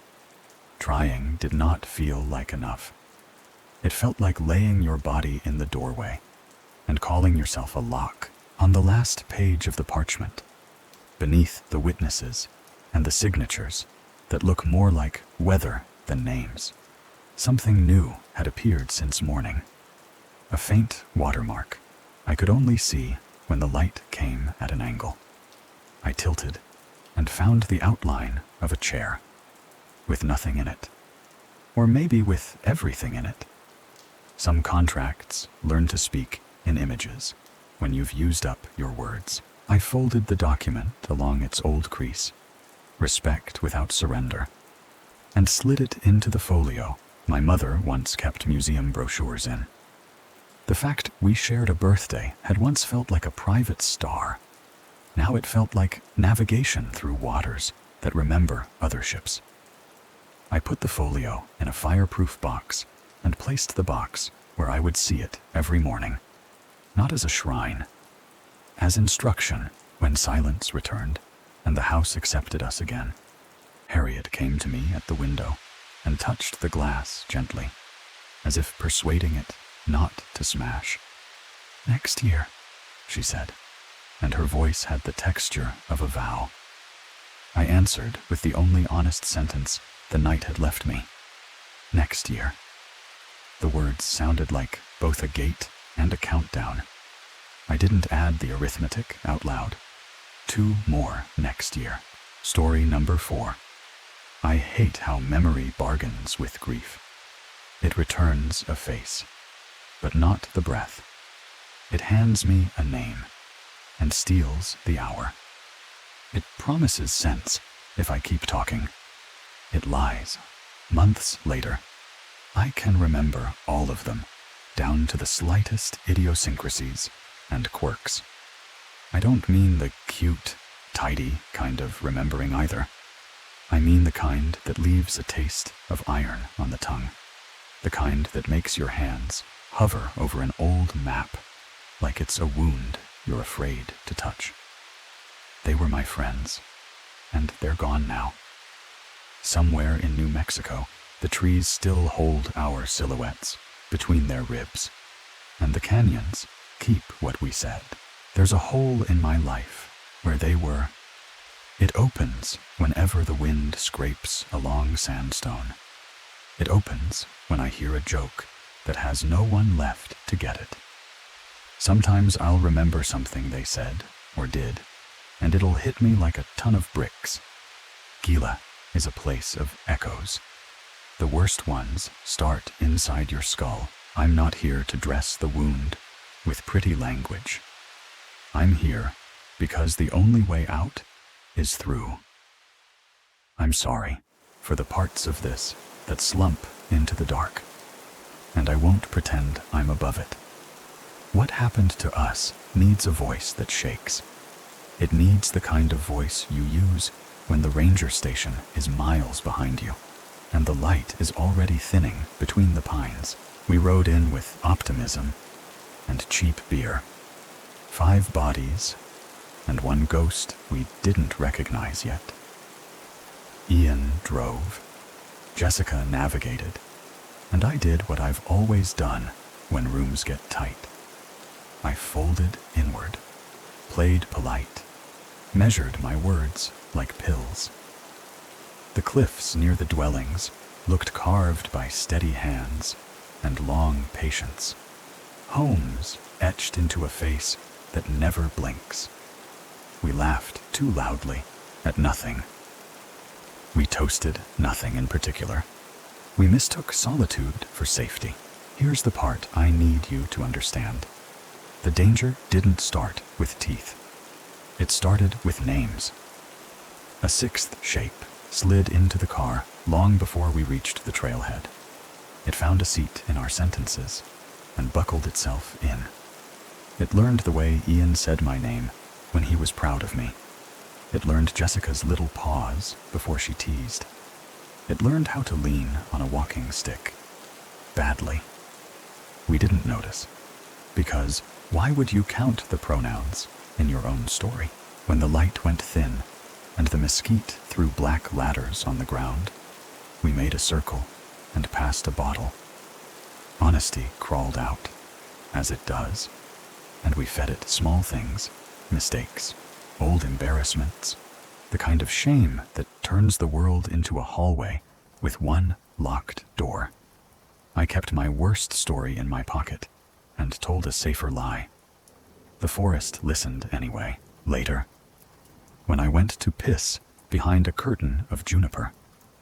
A voice braided itself through the black. A woman asking for a lighter. I didn't hear footsteps, only need. I mumbled something about finding one later. I should have handed her the whole fire. I should have asked who taught her my name. Morning made everything ordinary again, right up until ordinary broke. Maps mislaid themselves. Ian's patience peeled. Someone we loved started moving wrong, like the bones inside didn't match the skin. That's how it begins.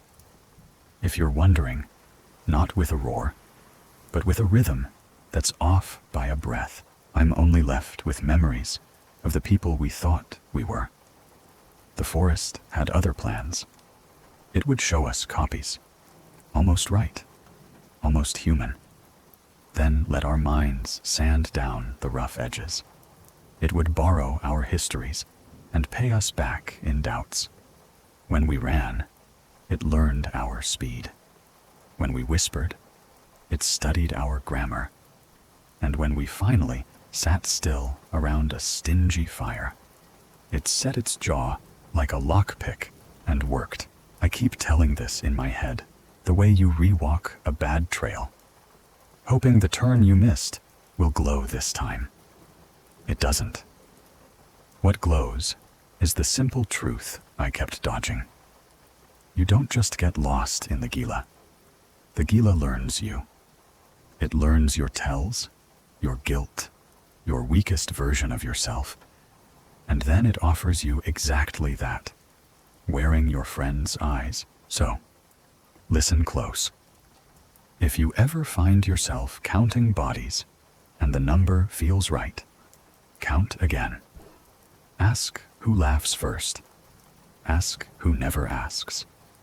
And if a stranger with a familiar smile asks for a map in a voice that already belongs to your memories, don't be me. They're gone now, and I'm only left with memories of them. I'm telling you, because the echo has to land somewhere. Because if it stays only in my head, it will keep making copies. Because the worst thing a mimic can steal isn't a face, it's your version of what was true. I told myself the road would shake the mood loose. Asphalt has a way of sanding down the sharper thoughts, and the desert light helps you lie to yourself. But it didn't. The feeling rode with me, knees jammed, shoulders tight, breath catching on other people's laughter. I know that being the third wheel in a group can be a terrible thing. But I can think of something worse. Being the fifth wheel. If you're the third wheel, that makes your group a semi-functional tricycle. If you're the fifth wheel, you're left as some obscure car from that no one remembers or cares about. Imagine not being able to follow the in-jokes and shared history of one couple and multiply that by 2. Getting stuck as the fifth wheel is twice as bad. That was the frame of mind I had as we all piled into Ian's car to go to Gila National Forest for our hike. By the time the cliffs showed themselves, those honeycombed rooms punched into a rock face like someone built a city out of patience. The front seats carried a duet of easy chatter, and the back seat carried me and the weight of unsaid things. I wanted to be generous, to play along, to let their stories wash through me. Instead, I counted headrests. I listened for my name and heard it less than the wind. At the empty lot, we killed the engine, and the confidence went with it. The air was clean the way a hospital is clean, a promise and a warning in the same breath. We shouldered packs. We pretended that comfort would keep up. Someone joked about the silence, how it felt like stepping into a library that hated us. I laughed because the script required it. I kept checking the edges, the places where a sixth shape might tuck itself into a reflection. Window glass, the mirror of a phone screen gone dark, the shine off a water bottle. I couldn't name the dread yet, only feel it nudging. Count again. Count again. We took the obligatory photo and looked wrong inside it, like cutouts pasted onto a background too old for us. The plan spilled out of Ian's mouth with his usual cheer. Trails, junctions, a tidy loop that would bring us right back like a well-trained dog. I wanted to believe him. I needed to. The truth is, I was already walking a different trail, the one where you carry your own silence like extra weight. The first mile. Traded road dust for pinon and juniper. Gravel slid under my boots and made little decisions for me. I tried small talk, the way you try a frozen door, gentle at first, then with a shoulder. It opened, then stuck, then opened again, just enough to bruise. I know that's a weird way to start all of this after my depressing opening, but I want you all to have an idea of my mindset. That's not a confession. It's a compass. If I don't hand it to you now, the turns ahead won't make sense. You'll miss how the small humiliations, being wedged between strangers, laughing half a second too late, prime you for bigger mistakes. You'll miss why a voice in the dark asking for a lighter can sound like relief. I'm not quite sure I know how to describe all this, but I know that I need to tell someone. I need someone else to know what happened and help me come to terms with it all. That impulse wasn't noble back then. It was self-preservation. If I could say it out loud, I could keep my footing. If I could keep my footing, I could stay human. We hiked. The trail climbed like a question no one wanted to answer. Sun threw coins of light through the branches and charged us for every step. From the ridge, the world unfolded, ribbons of canyon, a painted horizon, the stone rooms of the dwellings perched like stubborn memories. Beauty is a kind of pressure, too. You're supposed to feel grateful inside it. I felt measured at a pull-off.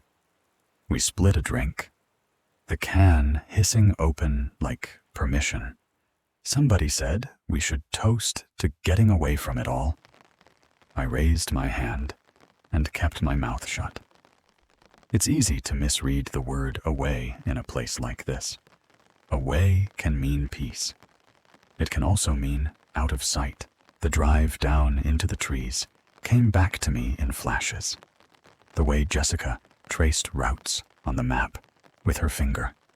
The way Ian tapped the steering wheel when the radio died to quiet. Two faces behind me, friendly, patient, belonged to people I did not know, but was already pretending to.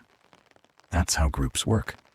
We build a scaffolding of politeness and hope the structure holds when the weather changes. I think the only way I'll be able to explain this would be to help you see from my perspective as much as possible. So let me tilt the frame. Picture a narrow back seat, 3 bodies, elbows arguing, a pack strap biting into a collarbone. Picture the unkind math of it. 5 plans, 4 seat belts, 2 couples, and 1 person who is none of the above. Now, picture this. An extra presence you don't account for, because it doesn't sit. It settles into anecdotes, into the rhythm of how your brother says, man, when he's pleased, and how his girlfriend double blinks when she's choosing mercy. So, there we were, driving down to Gila for a hike, with me feeling like a 5th wheel, wedged between 2 of Ian's friends, who I didn't know. That line is true, and also incomplete. Something else wedged there, too. It didn't ask for space. It made some. 3 of us were cramped in the back seat, while Ian and his girlfriend were up front. If you want to understand everything that follows, the map that goes missing, the long afternoon when our mouths turned to paper, the moment someone moved wrong enough to wake the animal in me, you have to start in that cramped row where I first felt counted and still came up short. The trailhead sign warned about floods from a season we hadn't lived through. We joked about it because that's what you do with signs that preach about yesterday. We started walking, and the forest started learning our names. Guilt is a slow architect. It lays 1 brick, then asks you to admire the wall. By the time you realize it's a room, the door is on the outside.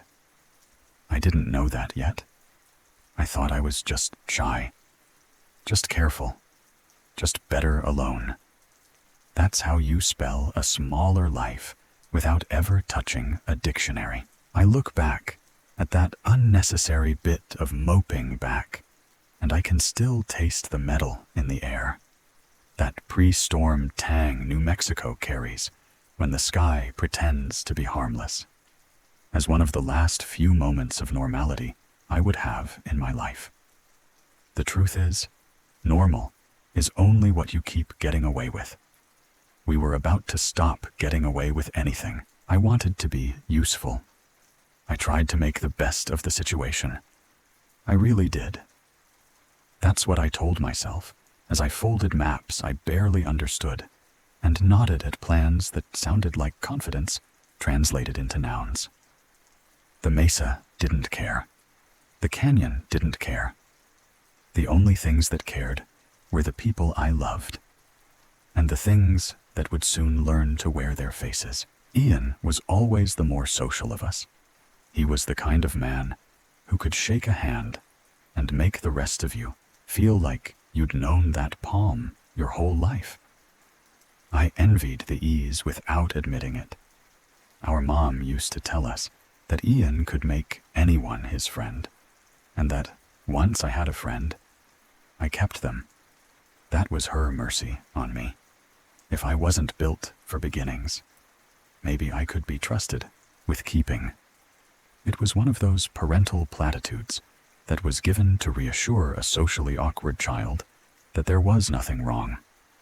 I wore it like a medal and a bandage. Unfortunately, it would take me almost 19 years to learn that that wasn't true. What I learned instead was how to curate a life so quiet that even the fridge hum felt like company. Instead of taking my therapist's diagnosis of social anxiety disorder following a breakup after an office get-together as a means for seeking treatment, I used it as an excuse to cloister myself off from the world. I told myself solitude was a salve, when mostly it was a mirror that only reflected the part of me that was afraid. I stayed in my apartment when I wasn't working and told myself that I was just doing what was best for me. Days melted. Groceries shrank. The human voice became something I paid attention to only on the radio. After midnight, where confessions wear velvet and the callers say things they can't say in noon light. Of course, Ian decided that that wasn't healthy and convinced me to go on a weekend-long hike with him. He came with that grin he used when he was half brother, half salesman, and all heart. I said yes because saying no had started to sound like a habit I wanted to break before it finished breaking me. I showed up at his place before the day had found its shape. Dew still holding on to car hoods, breath showing when you exhaled like a cheap magic trick. It wasn't until I showed up at his house in the morning on Friday, after taking the day off of work, that I saw that he had invited others along. I won't bold the exact clock. Sometimes don't deserve the dignity of what's being remembered. What I do remember is the little flinch inside when I saw the extra packs, the extra smiles, the way my name sounded in the mouth of someone who didn't know me yet. I know he saw it as a means of getting me help and breaking me out of my shell. He wasn't wrong. He just didn't know shells grow nerves. Unfortunately, though, with Ian's extroverted nature, he didn't realize that I liked being in my shell. It was comfortable. A turtle doesn't like being broken out of its shell. Comfort is honest until it asks you to stop growing. Mine had started asking. We did the hurried introductions, the kind where names are birds and your head is a window they keep flying past. I smiled. I nodded. I let the current carry me to the car with my pack and a promise to try. If you'd asked me then what I feared most, I would have said awkwardness. If you'd asked me now, I'd say certainty.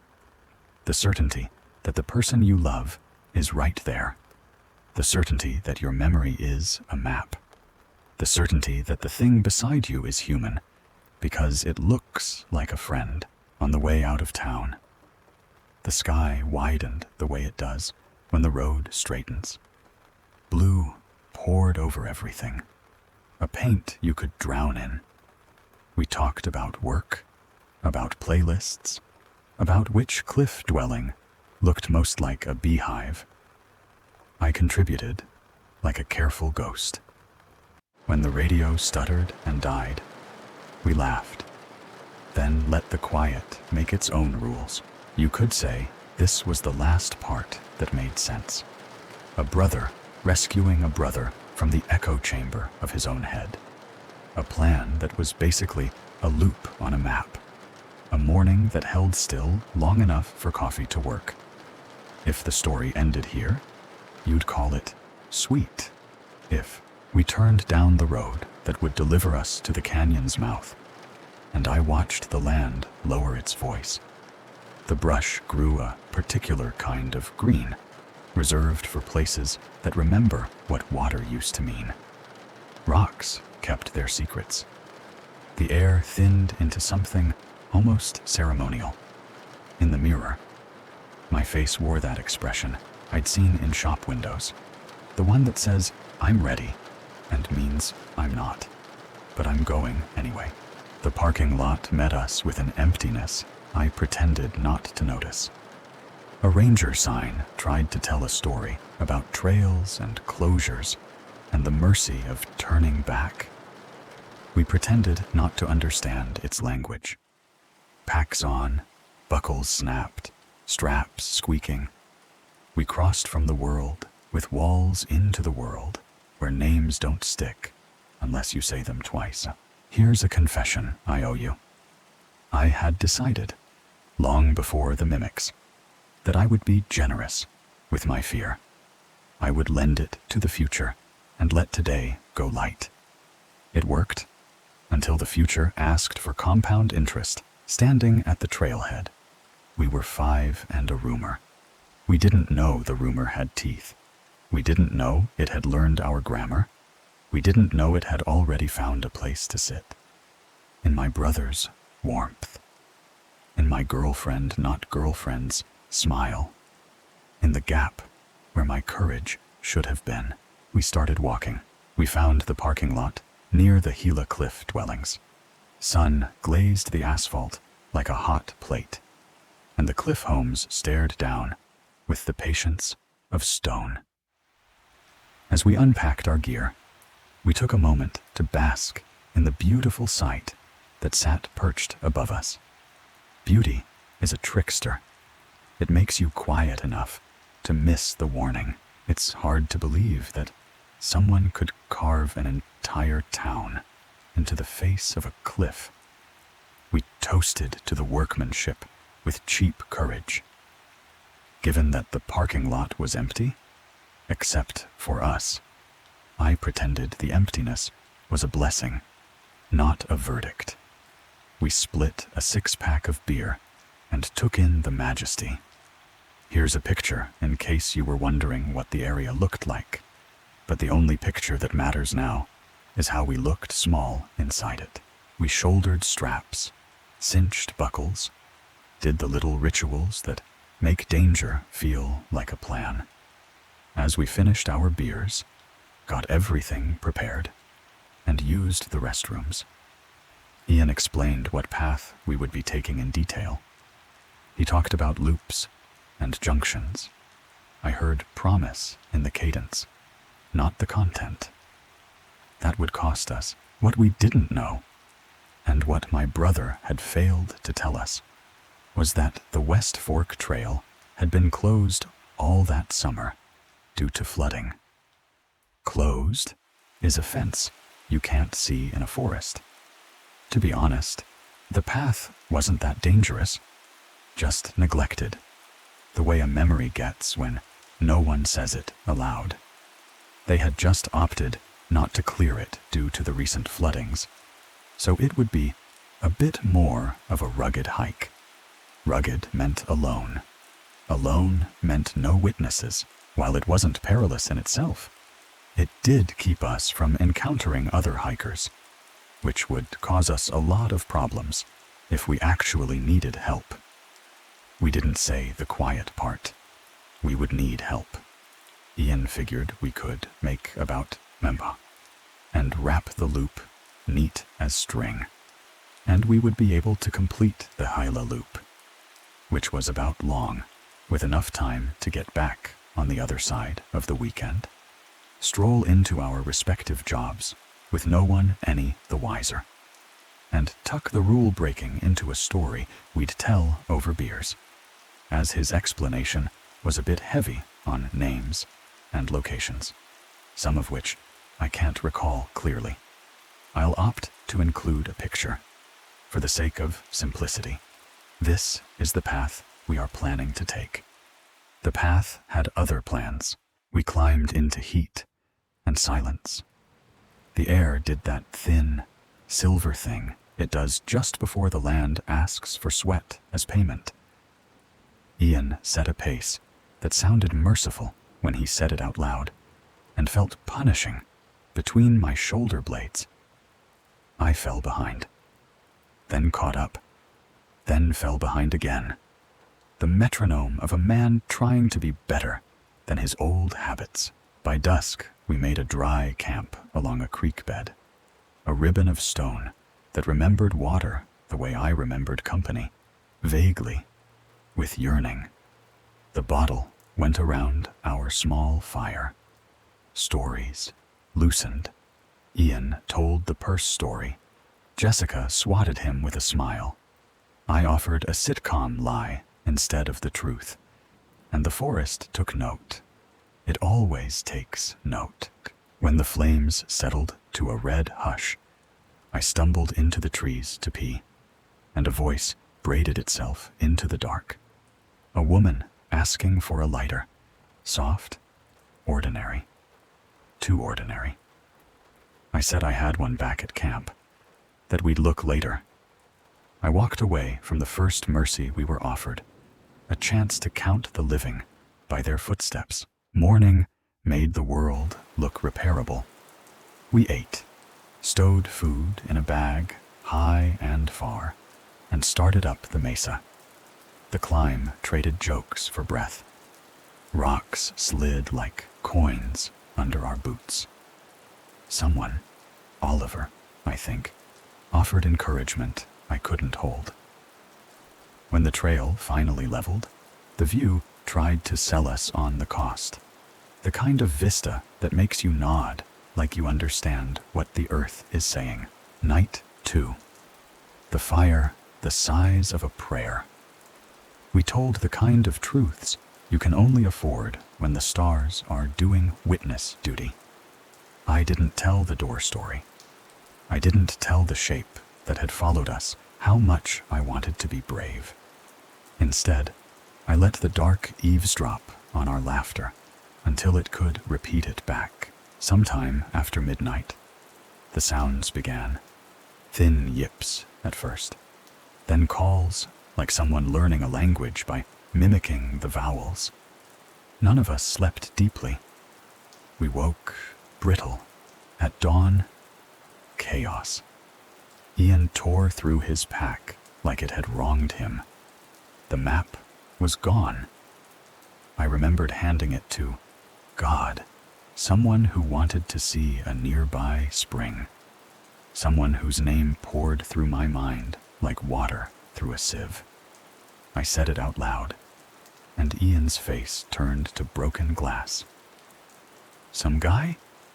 In the dark? That's when the road inside us split, between we and it. We tried to walk our way out of it. The closed trail, braided with deer tracks, runoff scars, and our own bad decisions. Then movement. Wrong movement. The body we'd called Lucas dropped to a four-limbed crouch, muscles jittering like a radio between stations, and surged away, shedding the suggestion of clothes as gray folds slid and sloughed. The mind does not accept this kind of sight easily. It translates, mistranslates, begs for a different channel. There wasn't one. Panic made us generous with distance. We ran. We left the path. We left the part of ourselves that counts. When we stopped, we were lost in every useful way. From somewhere deeper, yipping answered, then answered again. They were taking attendance. Count the packs, Ian whispered later. 6 bodies, 5 loads. We didn't confront it. We orbited it, side-eyed, hoping the wrongness would blink. It didn't. When we did act, when I shoved, the skin on its chest slid under my palm like a rotten mango's peel, and it went to its crabbed, awful gait, yelping in a register that made my teeth ache. Jessica screamed, and the thing matched her pitch. like a child showing it could sing along. Sleep became shifts, then suggestions, then rumor. Hunger gnawed the edges off our sentences. The next morning, the packs were gone, the rest of them. The mimic had learned the one thing we were using to tell the story straight. Wait. Without packs, anyone could be anyone. We walked anyway, mouths drying into paper, eyes burning with sand we hadn't earned. The day stretched. Heat, mirage, small descents that felt like betrayals. Oliver's voice thinning into threads. I almost killed my brother when he stumbled and let his stick clatter to the dirt. He turned at my apology, and in his eyes I saw not the wrong rhythm of a stranger's bones, but the vacancy of a man without water. I dropped the stick. He kept walking, because that's what bodies do. When the mind is nowhere, a map can find. At last, a sign. Little Bear Canyon. A second arrow toward salvation. The math clicked. I said names, too many names, and felt the floor of the world tilt. 6 mouths, 5 seats. Who doesn't belong? Heather smiled at me, with Jessica's almost, and said I was scaring her. She spoke in complete sentences. She blinked at the right times. She was perfect, except for the truth. I told her not to say my name. She said she loved me like she had said it many times. For a second, just a second, memories bloomed with water the desert couldn't spare. Barlight, soft Sundays, whispers filtered through linens. They felt as true as the sign in front of me. I swung anyway. Bone is a language too. It told me I was right and gave me no comfort. We reached the road. We flagged the world down. Sirens, salt, doctors, paperwork. The kind of explanations that fold the impossible into a clinical file and tuck it away. They told us heat and hunger had made hallucinations. They said the human mind protects itself with stories. They handed us water and a reason. I have my own reason. It talks with my brother's cadence in the back of my skull when I try to sleep. It hums a woman's laugh through my headphones when the radio goes quiet. It asks me for a lighter in a voice that never rustles the leaves, that never prints a footstep in dirt, that lives only in the part of me that still wants to be chosen. If you want the lesson, here it is. Closed trails are sometimes closed for the right reasons. Count the packs, count the laughter, and if the math says you're safe, count again. Because what we met out there didn't just wear our friends, it borrowed the light we kept for them. I can live without the map. I don't know if I can live without that light. We went into the Gila 5 and a rumor. We came back 3, a story, and an echo. Story number 5. I used to think the dark was empty. Silence felt like safety.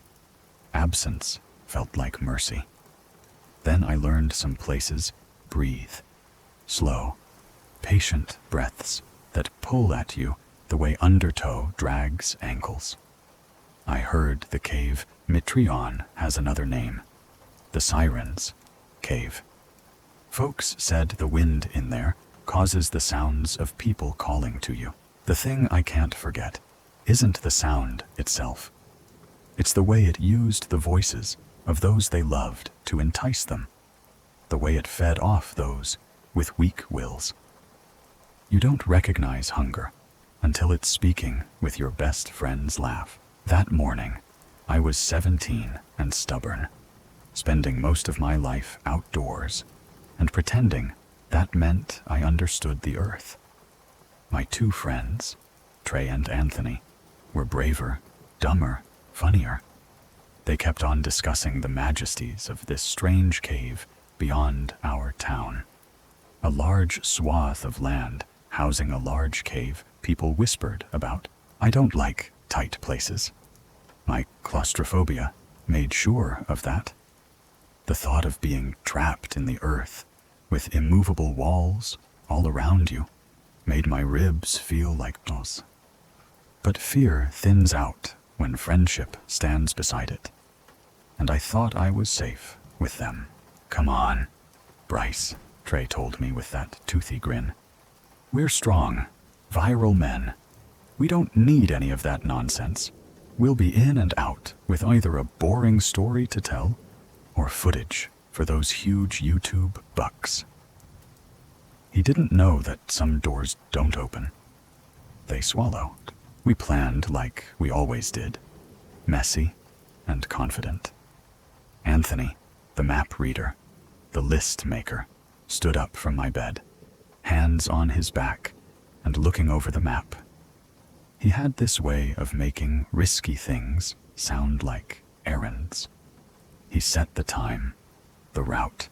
Even if anyone asks, we're just doing some bonding in the mountains. Trey snorted. We laughed. The idea tasted harmless in our mouths. Sleep was not kind that night. I dreamed of a small opening in the side of a large cliff edge, no bigger than me, a keyhole shaped to my body. Something in the rock hooked my waist and tugged.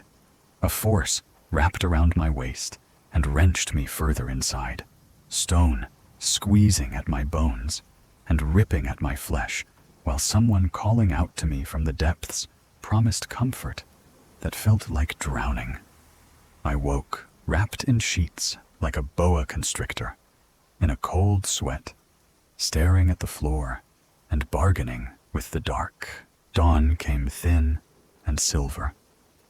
I felt the cold chill of November air while grabbing my gear from the garage and bribing my sister for the car.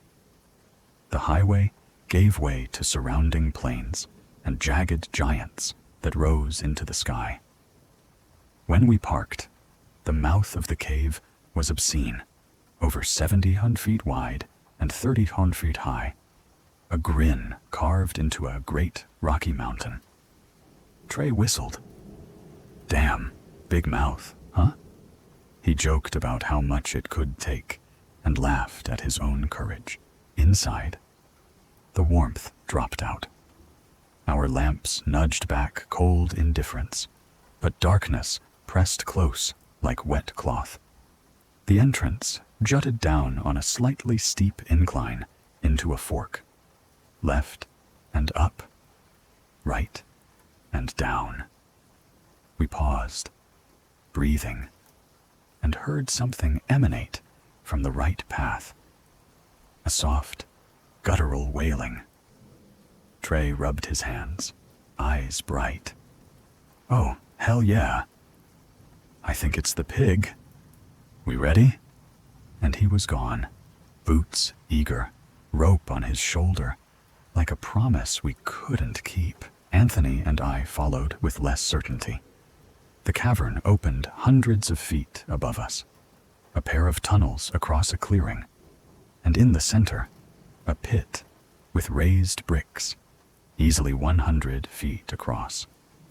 An old well for something that never needed water. Even standing 30 feet away made my stomach pull tight. Trey, of course, was already securing his line to the rim, giving us a thumbs up, like this was a routine descent. See you guys soon, he called, and descended into the darkness. For a moment, there was only rope, hum, and echo. Then the line grew taut in a way rope shouldn't, and a snapping sound bounced around the cave. The kind of sound that changes your life before you know it. Trey! Trey! I yelled, hearing nothing back but the honest, absolute darkness after the first 10 feet. We hauled at the rope and felt nothing living on the other end. Then the screaming started. Not the short kind you get when skin meets rock, but terrified screams that fell further and further down, unspooling into a place deeper than gravity. My knees buckled. Anthony grabbed me back from the rim like I was the next thing the cave would eat. He shouted that we had to go, had to get help, had to run now. Hey, I'm fine, and we froze. The voice came from the pit. Trey's rhythm, Trey's breath, Trey's careless shrug stitched into syllables. Just come back and throw me a line. Anthony sagged with relief. That didn't touch me at all. Relief is a costume panic wears. I tugged his collar. Listen, I whispered. Did you hear him hit? The question hung between us like a cracked step on a ladder. Anthony thought, then shook his head. He knew what I knew. How deep is that pit? He asked himself. I'd say over 500 feet, if not deeper. He finally answered, voice thin. So what's talking like nothing happened? Anthony asked a test no friend should have to pass. Trey, what's your girlfriend's birthday? The voice grew impatient. Huh? Why, guys, this ain't 20 questions. Then, sometime in April, I can't remember when. Anthony backed away. He didn't need my next question, but I asked it anyway. What climbs better? Rope or hunger? The voice pivoted. You're the smartest guy I know. Imagine what secrets are down here. What you could do if you saw what I see. All you have to do is throw me a line.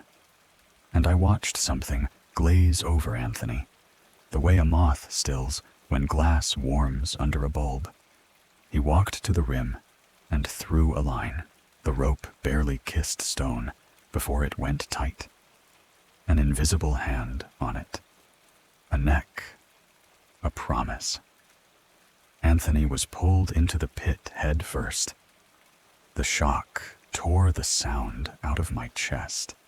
His scream turned the cave into a bell. I crouched, hands over my head, waiting for silence to decide my fate. Silence came like a favor. And then Anthony's calm voice rose from the pit, oiled and heavy. That's when fear taught me a new verb, to inhabit. It spoke to me about loyalty and how you're never going to make it outside without us. Trey chimed in, casual as a locker room insult, that I was awkward, full of self-doubt, a bundle of undesirable traits. The cave was riffling through us like a thief through drawers, stealing voices because it has none. I didn't turn. Turning would have given it my eyes. But something was crawling out of the pit, scaling its walls with thick digits, digging into the rock. Hot breath braided with panting rose to my ankles. Some invitations step closer if you don't answer them. Then how else would we talk to you? We have no voice of our own. The sound warped, part gurgled and laughed, part almost Anthony. After all, we're all meat puppets in the end, so why wait? The words broke on teeth too big for speaking. I dropped my pack and ran. Metal clattered against stone. Weight met something chipped and mean. The thing howled. It chased, repeating the phrase that would live behind my ears. So ready. Why wait? So ready. Why wait? Light stained the tunnel ahead. The instant daylight touched my face. The panting stopped. No goodbye. No retreat sound. just absence. Clean as a cut, outside. The mountain looked like any other mountain. I drove until the road learned my name. I contacted the state police. They wore their sympathy, like uniforms, and declared what they needed the world to be. Death by misadventure. Townsfolk nodded. Casseroles arrived. They said I couldn't accept being alone. They said a lot, because silence scared them. Years have a way of sanding edges. But some edges cut, no matter how smooth they look. The Mitrion entrance is sealed now. The sign warns the living not to visit the hungry. It doesn't matter. Curiosity brought us here. It still brings others. Legend is bait. Legend is the sugar around the hook. Night still plays the same trick. The keyhole tunnel, the constricting nature of bedrock, the calling out to me from the depths. Only now, in the far pinch of that tunnel, my friends wait. Bryce, you were always a loyal friend. They sound like they did back in the room that tied us together, except for the part where they tell me, you're never going to make it outside without us. The voices are wrong in a way I feel in my teeth. I went to a man who carried the old stories on his shoulders, like a coat he'd outgrown, but couldn't throw away. He listened. He didn't laugh. He gave me a totem and the truth. There is an ancient evil that dwells in that place. Something trapped there. It calls out to those near it, steals their voices because it has none, takes their flesh and souls to feed. And those who are trapped there can never be freed. That last sentence is a door that shuts softly forever. You'd think knowing would help. It doesn't. Knowledge is a flashlight with dying batteries. I wake to the window, to staring in the direction of the cave, as if the mountain has learned a new trick, being visible from farther than it should be. When I drive the switchbacks to work, there they are. I hear them so clearly. I hear their voices as clear as I hear my own. I turn up the radio, because music is the only warm lie I can afford. Friends ask me why I don't move. They don't understand. Hunger doesn't live in a zip code. Hunger lives where memory does.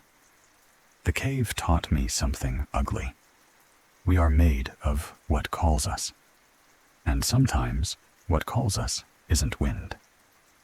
I tell myself brave little lies about time, about closure, about how life moved on. Then my phone vibrates with a voice memo from an unknown number. Trey's chuckle at the start. Anthony's careful breath before the words. So ready? Why wait? I want to say I didn't listen. I want to say I deleted it and went on with my day. But here's the truer thing. I listened twice. Then I drove past the barricades just to look at the new bolts in the gate, at the way fresh steel tries to talk over old stone. The wind shifted, the mountain exhaled, and the breath felt exactly like welcome. If you find this recording, do one small mercy. Don't come looking. Don't test myths for sport. Don't iron the wrinkle out of a story that warns you by being messy. There is something in that pit that borrows what you love and sends it upstairs to fetch you. It knows your shape already. It learned mine. It waited. It waits, and when it speaks in the voice you miss most, remember this. Voices are jackets anyone can wear down there. Walk away from the coat rack. So ready? Why wait? Story number 6. His Nintendo 64 came with one yellow controller and a rather shoddy copy of Super Smash Brothers. I told myself it was enough to pass the hours. But the silence in my dorm felt thick, like a station with dead air between songs, and while beggars can't be choosers. Needless to say, it didn't take long until I became bored of beating the level 9 CPUs. The victories felt weightless, as if my hands were moving, but something else was listening. I started driving beyond the strip of student bars, past cul-de-sacs with tired lawns. Satisfied, I began to drive out of the neighborhood when the last house caught my attention. No reason, no sign, just that prickle that says, "Turn around." There were no cars there, and only one table was set up with random junk on it. The tablecloth lifted in a wind that didn't touch anything else. My radio hissed, then hushed. I still have no idea why it did. That's the part I keep replaying. The way I parked, the way the street seemed to hold its breath. The old man didn't whimper. He simply waited, as if I'd kept an appointment I never made. So I got out of the car, and I was greeted by an old man, up close. He looked assembled from mismatched gestures, too careful when he smiled, too slow when he blinked. His outward appearance was, for lack of a better word, displeasing. Not because of a scar or a smell, but because something in me recoiled, the way skin recoils from heat you can't see. It was odd. He asked what I was looking for. I heard myself say, "Old games," like a kid confessing a habit. He nodded, once, precisely, and turned toward the garage, while he shuffled away. I studied the table, frames without photos, a cracked snow globe that refused to snow, paintings that weren't really paintings, coagulated shapes, mirrored stains, tests that looked like they could tell a doctor whether you were dangerous. It was odd. If you ask me to tell you why I thought he was displeasing, I couldn't really pinpoint anything. One blot snagged my focus. Heart-shaped, spiked edges. A mask that didn't want to be worn.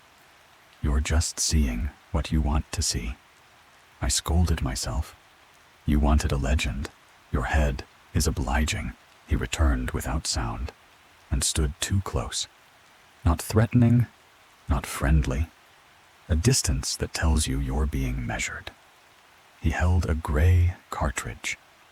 No label, just a name, written like somebody stopped writing halfway through a thought. I didn't touch it at first. Why does my stomach feel like a misfired roller coaster? I ended up picking up a copy of Pokémon Stadium, GoldenEye, F-Zero, and 2 other controllers for $20. That earlier score was still warm in my pocket, still proof that the day was charmed. This, though, this felt like an unmarked door behind a painted one. "Take it," he said. His mouth smiled. His eye didn't. My fingers closed around the plastic. It was warmer than the afternoon warranted, and the edge scratched my palm like it had already been there before.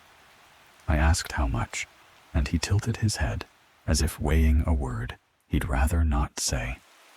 "Free," he murmured. Then something else, a phrase that folded over itself, as if the end of it had been cut and stitched back to the beginning. I tried to hand him a bill anyway. He never looked down at my hand. "Belonged to a boy," he added. "About your age." The wind lifted that tablecloth again. The snow globe still refused to snow. I wanted to leave. I wanted to stay long enough to make this ordinary. Drive away, plug in, laugh at yourself. Instead, I blurted a thank you that sounded like a question. He didn't answer. He simply stepped back into the shade of the garage and let me take the sun with me. On the walk to my car, the cartridge weighed more. I told myself that was impossible, that plastic doesn't gain mass when you look at it. I told myself a lot of things. The neighborhood unspooled behind my windshield. Lawns reappeared. The radio remembered its job. I breathed, and the breath scissored in my chest like it was cutting paper. Back at the dorm, I placed the cartridge on my desk and waited, like it might blink. Ink blots don't blink. Plastic doesn't blink. People blink. I blinked. There was just something about him that put me on edge. I can't explain it. My thumb found the power button on reflex. Habit can be a kind of faith. You do what you've always done and expect the old gods to answer. The screen stayed black a fraction too long, then flared. And in the brief mirror it made of my room, I thought I saw the old man at the threshold, as if the door between houses wasn't closed, just misaligned. I told myself a story to make the world small again. It's just a game. I told myself another. Not every gift has a price. I told myself a third, softer story. If there is a price, you already paid it when you stopped at that last house. And then I pushed the cartridge all the way in. I drove back with the window cracked and the radio whispering static, replaying the old man's mouth, forming a word that didn't feel like mine. Something in the syllables snagged me, like a loose thread in a sweater. At my desk, the cartridge waited, gray as weather. I told myself a small prayer only gamers say. Let it boot. Let it be normal. Let it not be a story I have to tell. The screen bloomed. To my surprise, it worked just fine.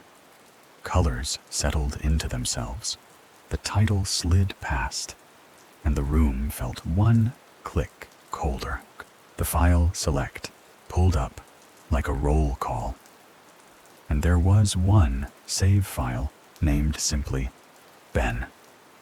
A simple name, a simple shape. Yet my stomach buckled.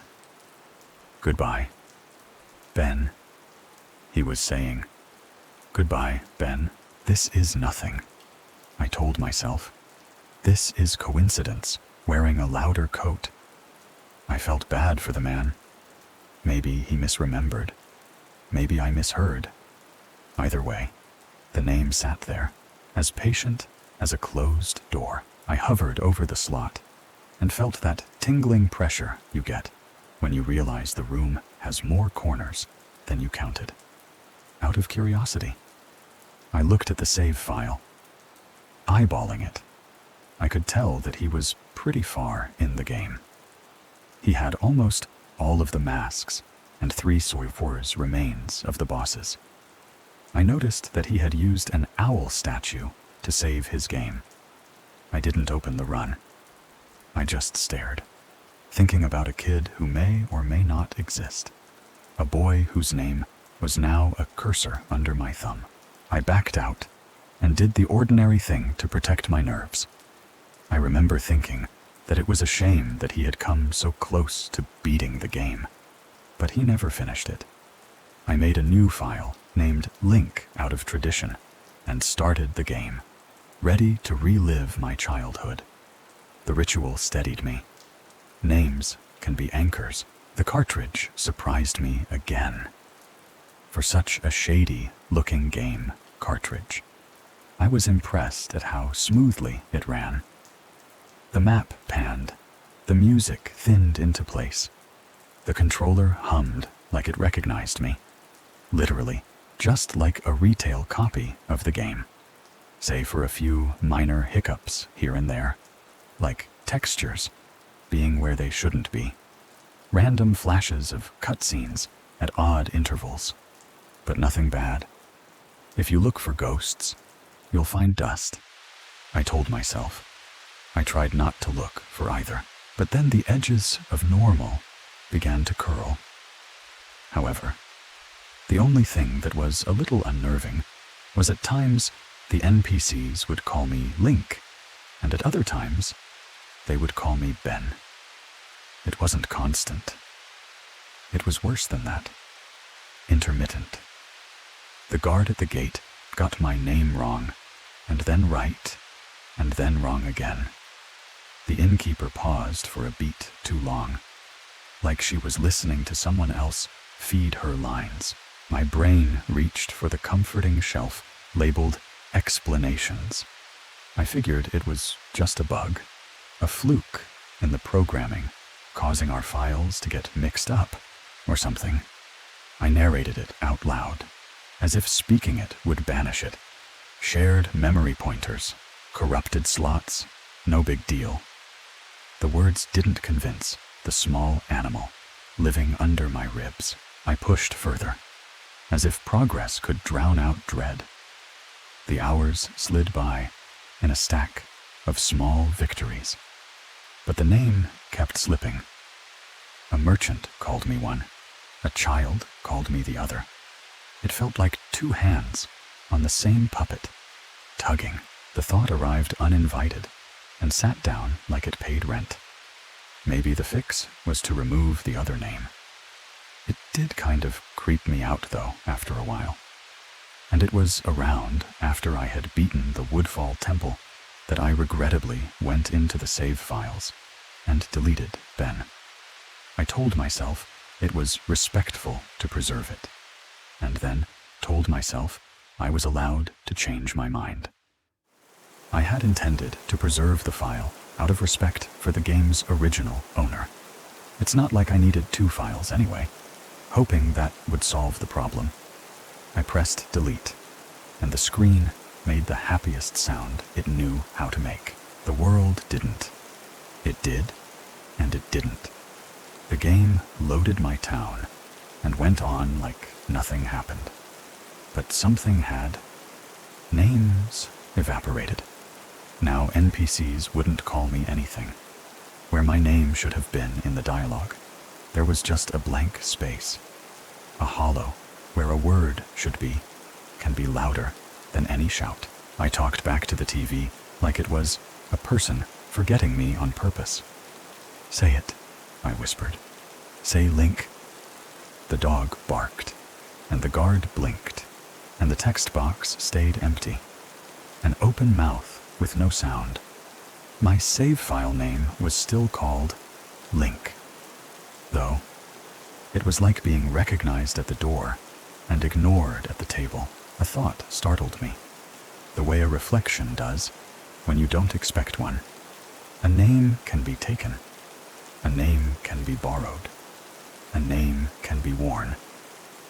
What if mine is being tried on? I thought. And it doesn't quite fit. The cursor on the pause menu pulsed like a heartbeat.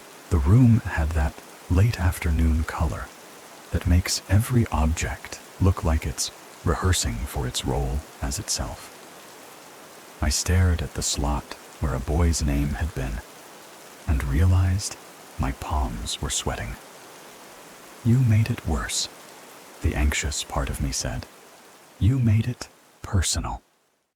I swallowed and tried to tell myself about code and probability again. Homework sat like a small, reasonable island in the storm.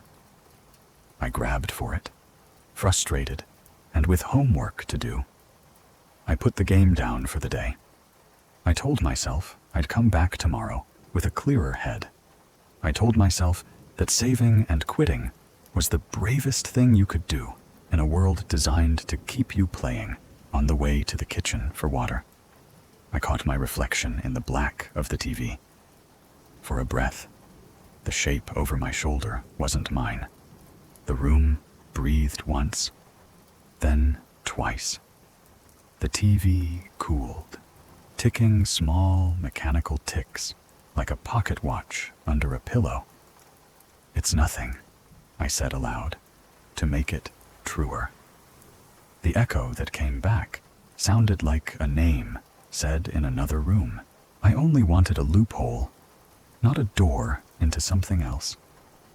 The trick was supposed to stretch the world a little, let me breathe, and finish what I'd started.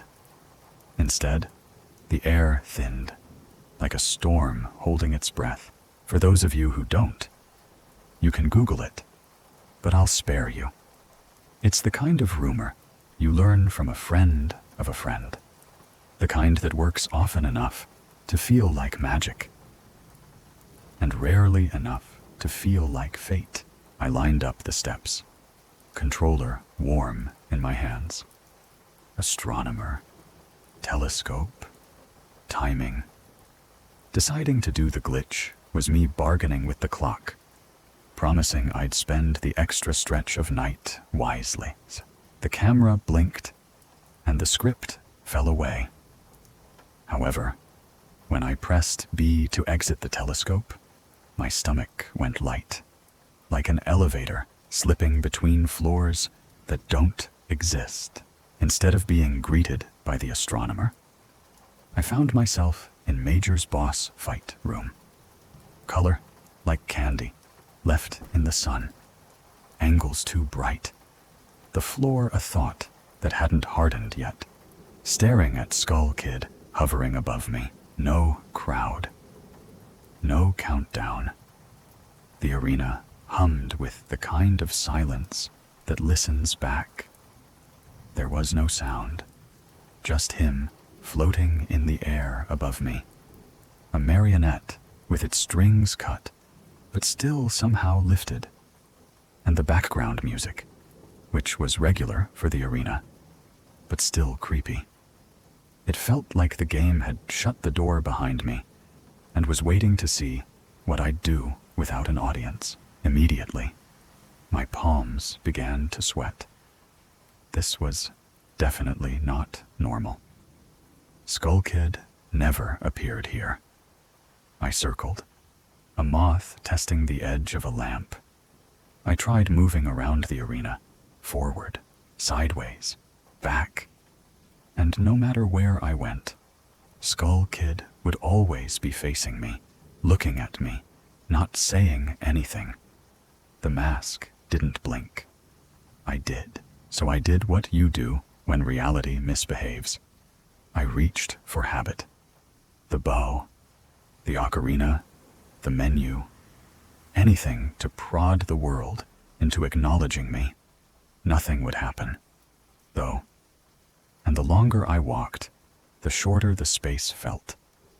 Like the walls were learning my footprint. This is a bug, I told myself. A harmless misfire. I didn't believe me. I thought the game had bugged or something. I admitted, out loud, to calm the room. But I was beginning to doubt that very much. There's a way pixels can watch. A tilt to the mask that says, I know your name, even when you don't say it. I kept moving until I could map the shape of my fear by the sweat on my palms. The bright idea that saves cowards and children arrived on cue. I was about to reach for the reset button, the secular prayer, the reset that fixes the world, when text appeared on my screen. No fanfare, no chime. A sentence that didn't belong here arrived anyway. The voice of a different room piped into this one. You talk to the astronomer and look through the telescope. No, that wasn't what it said now. That was the instruction I'd been following. The new line wasn't instruction. It was a message. I found myself in Major's boss fight room. That's not what the box actually printed either. I'm telling you how it felt. Like the game had taken the words I'd use and fed them back to me. The next line was unmistakable, lifted from a place with keys, sheets, courtesy. Instead of being greeted by the astronomer the log should have read, I found myself somewhere with reservations instead. The inn had bled into the arena. I stood still. The mask watched. The cursor waited as if it knew my heartbeat. Don't humor it, I thought. Don't answer when the house calls you by the wrong name. But the house was patient. The house had all night. Another prompt clinked into the silence like a spoon set on a counter. I tried moving around the arena. That was me, narrating, not the screen. The screen said something else. Go to the lair, confirm, or refuse. The second option was there only to prove I'd try it and fail. I pressed sideways anyway. The box would not let my refusal stick, so I agreed. The world inhaled. White flood. A caption I won't repeat the way it was written, because I don't repeat clocks when they're counting down. The light fell away, and what replaced it made my shoulders rise like I was bracing for a blow. I stepped out of the tower into a town that had forgotten how to contain people. Stalls without voices, plaza without dogs, streets like clean bones. Something was here, and something was looking. Music rolled in reverse, like film melting in a projector. A tune I'd used to soothe trouble now rubbed its hands backward over my nerves. Every few measures, a little laugh trembled in the wallpaper, the kind a merchant would use to talk you into a mask you don't want. I told myself it was bleed-through audio. I told myself it was nothing. I believed neither. I tested the borders. South? West? A missing stair where the texture should be. An edge you can walk past if you don't look down. When I reached for escape, I realized the exits had learned my route. The black between zones gave me back only new angles of the same abandoned squares. I took out my instrument, old friend, old exits, and played the notes that had always unstitched the night. The box replied, polite as a closed door. Your notes echo far. And then it went on pretending not to hear me. That was when the feeling that had been pacing behind me decided to stand where I could see it. Not the figure yet, not the statue, not the salesman's smile, just the sense that the game had been taking attendance and my name had come back blank. The camera hummed as if the TV had leaned closer, and I realized the only thing in the room breathing too fast was me. I studied the fountain and imagined the mercy of water. If I drowned here, I told myself, maybe the world would roll me toward a different shore. Maybe that was the way out. Maybe the map would cough me up somewhere that still had people. Schools, noise. I made for the pool. The plaza did not stop me. The screen did. If water could reset a story, I would have let it. I aimed my little plan at the laundry pool like a lifeline. As I zoned in and ran towards the pool, that's when it happened. Link grabbed his head, and the screen flashed. A slice of grin. The happy masked salesman smiling at me. Not Link. Me. Something inside the pixels noticed. The sound behind the image was wrong.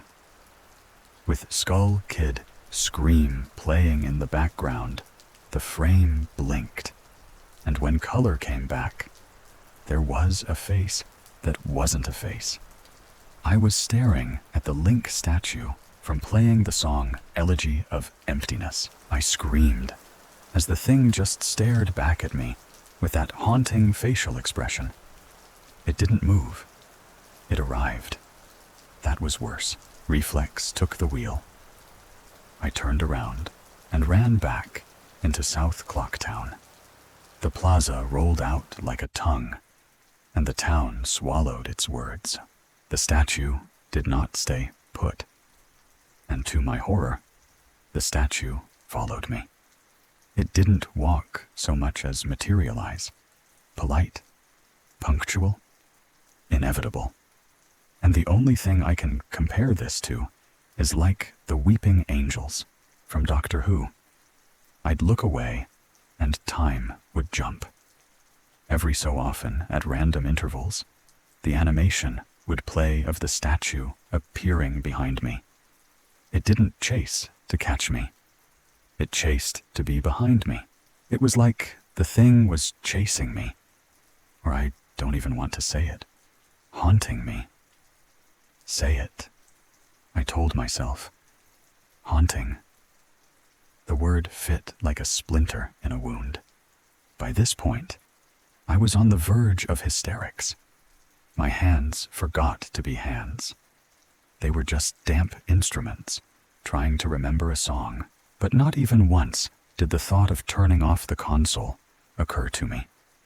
It should have. I don't know why. I was so wrapped up in it. The terror felt all so real. The TV breathed for me. I forgot to do it myself. I tried to outrun a thing that didn't believe in distance. I tried to shake the statue, but it would literally appear right behind me every single time. Corners failed, doors failed, alleys became straight lines. I started checking shadows like rear-view mirrors. The avatar misbehaved. Link started to begin to make weird animations I'd never seen him do before. His limbs suggested a language my controller couldn't speak.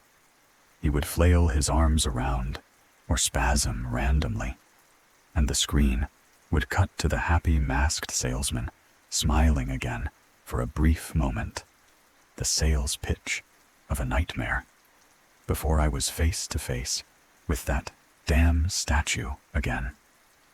Each cut felt closer, each smile a rehearsal for the last one I'd ever see. I reached for human instead of code. A teacher, a sword master, anyone.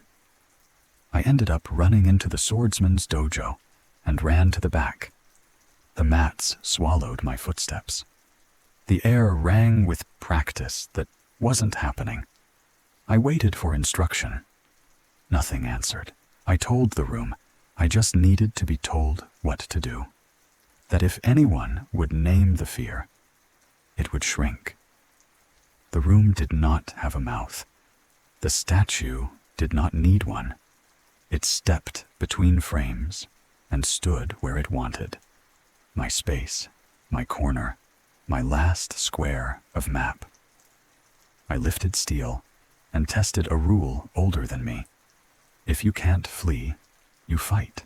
The blade made the right sound and the wrong outcome. The edge acknowledged nothing. The statue wore the blow like air wears a whisper. I thought about unplugging, about mercy killing the moment, and felt the refusal roll off me like heat. No, watch it through. You asked for this. That voice was mine. The idea wasn't. I stared at it to prove I could. I counted heartbeats, not on the HUD, but in the small stutters my breath made when fear sits on your chest. Don't blink. My eyes burned. Don't blink. A tear learned gravity and fell somewhere. The salesman's smile pressed in again, not on the screen this time, but under it, like a light leak in an old film. I felt seen the way a pinned moth is seen. I tried to speak to the statue, as if that would change the rules. You win, I said. I get it. The statue tried nothing in return. It simply was. The worst monsters don't act. They occupy in the back cubby. I remembered the first time a teacher told me to keep my back to a wall so nothing could get behind me. Useful in alleys. Useless when behind you is a trigger. I set my heels against the edge of the mat and lifted my shield, because ritual is good at pretending to be courage. Shapes slid in my peripheral vision, like a city refusing to hold still. The UI twitched. The music forgot itself and stitched the wrong theme into the silence, the way memory sometimes pastes the wrong face on a dream. I promised myself I would not hand this thing my fear in words, then heard my throat betray me with a small sound that made me 5 years old again. I thought of the laundry pool and how water doesn't care what game you play above it, how it remakes faces, blurs edges, returns everything to a common silence. I thought of drowning like a door. I thought of doors like invitations, and invitations like traps. I lowered the sword. I stopped telling myself stories in which I left the room. The statue didn't need to move to have me. The map had already agreed that this square belonged to it. The room had decided I was incidental. The game had decided I would watch, so I did.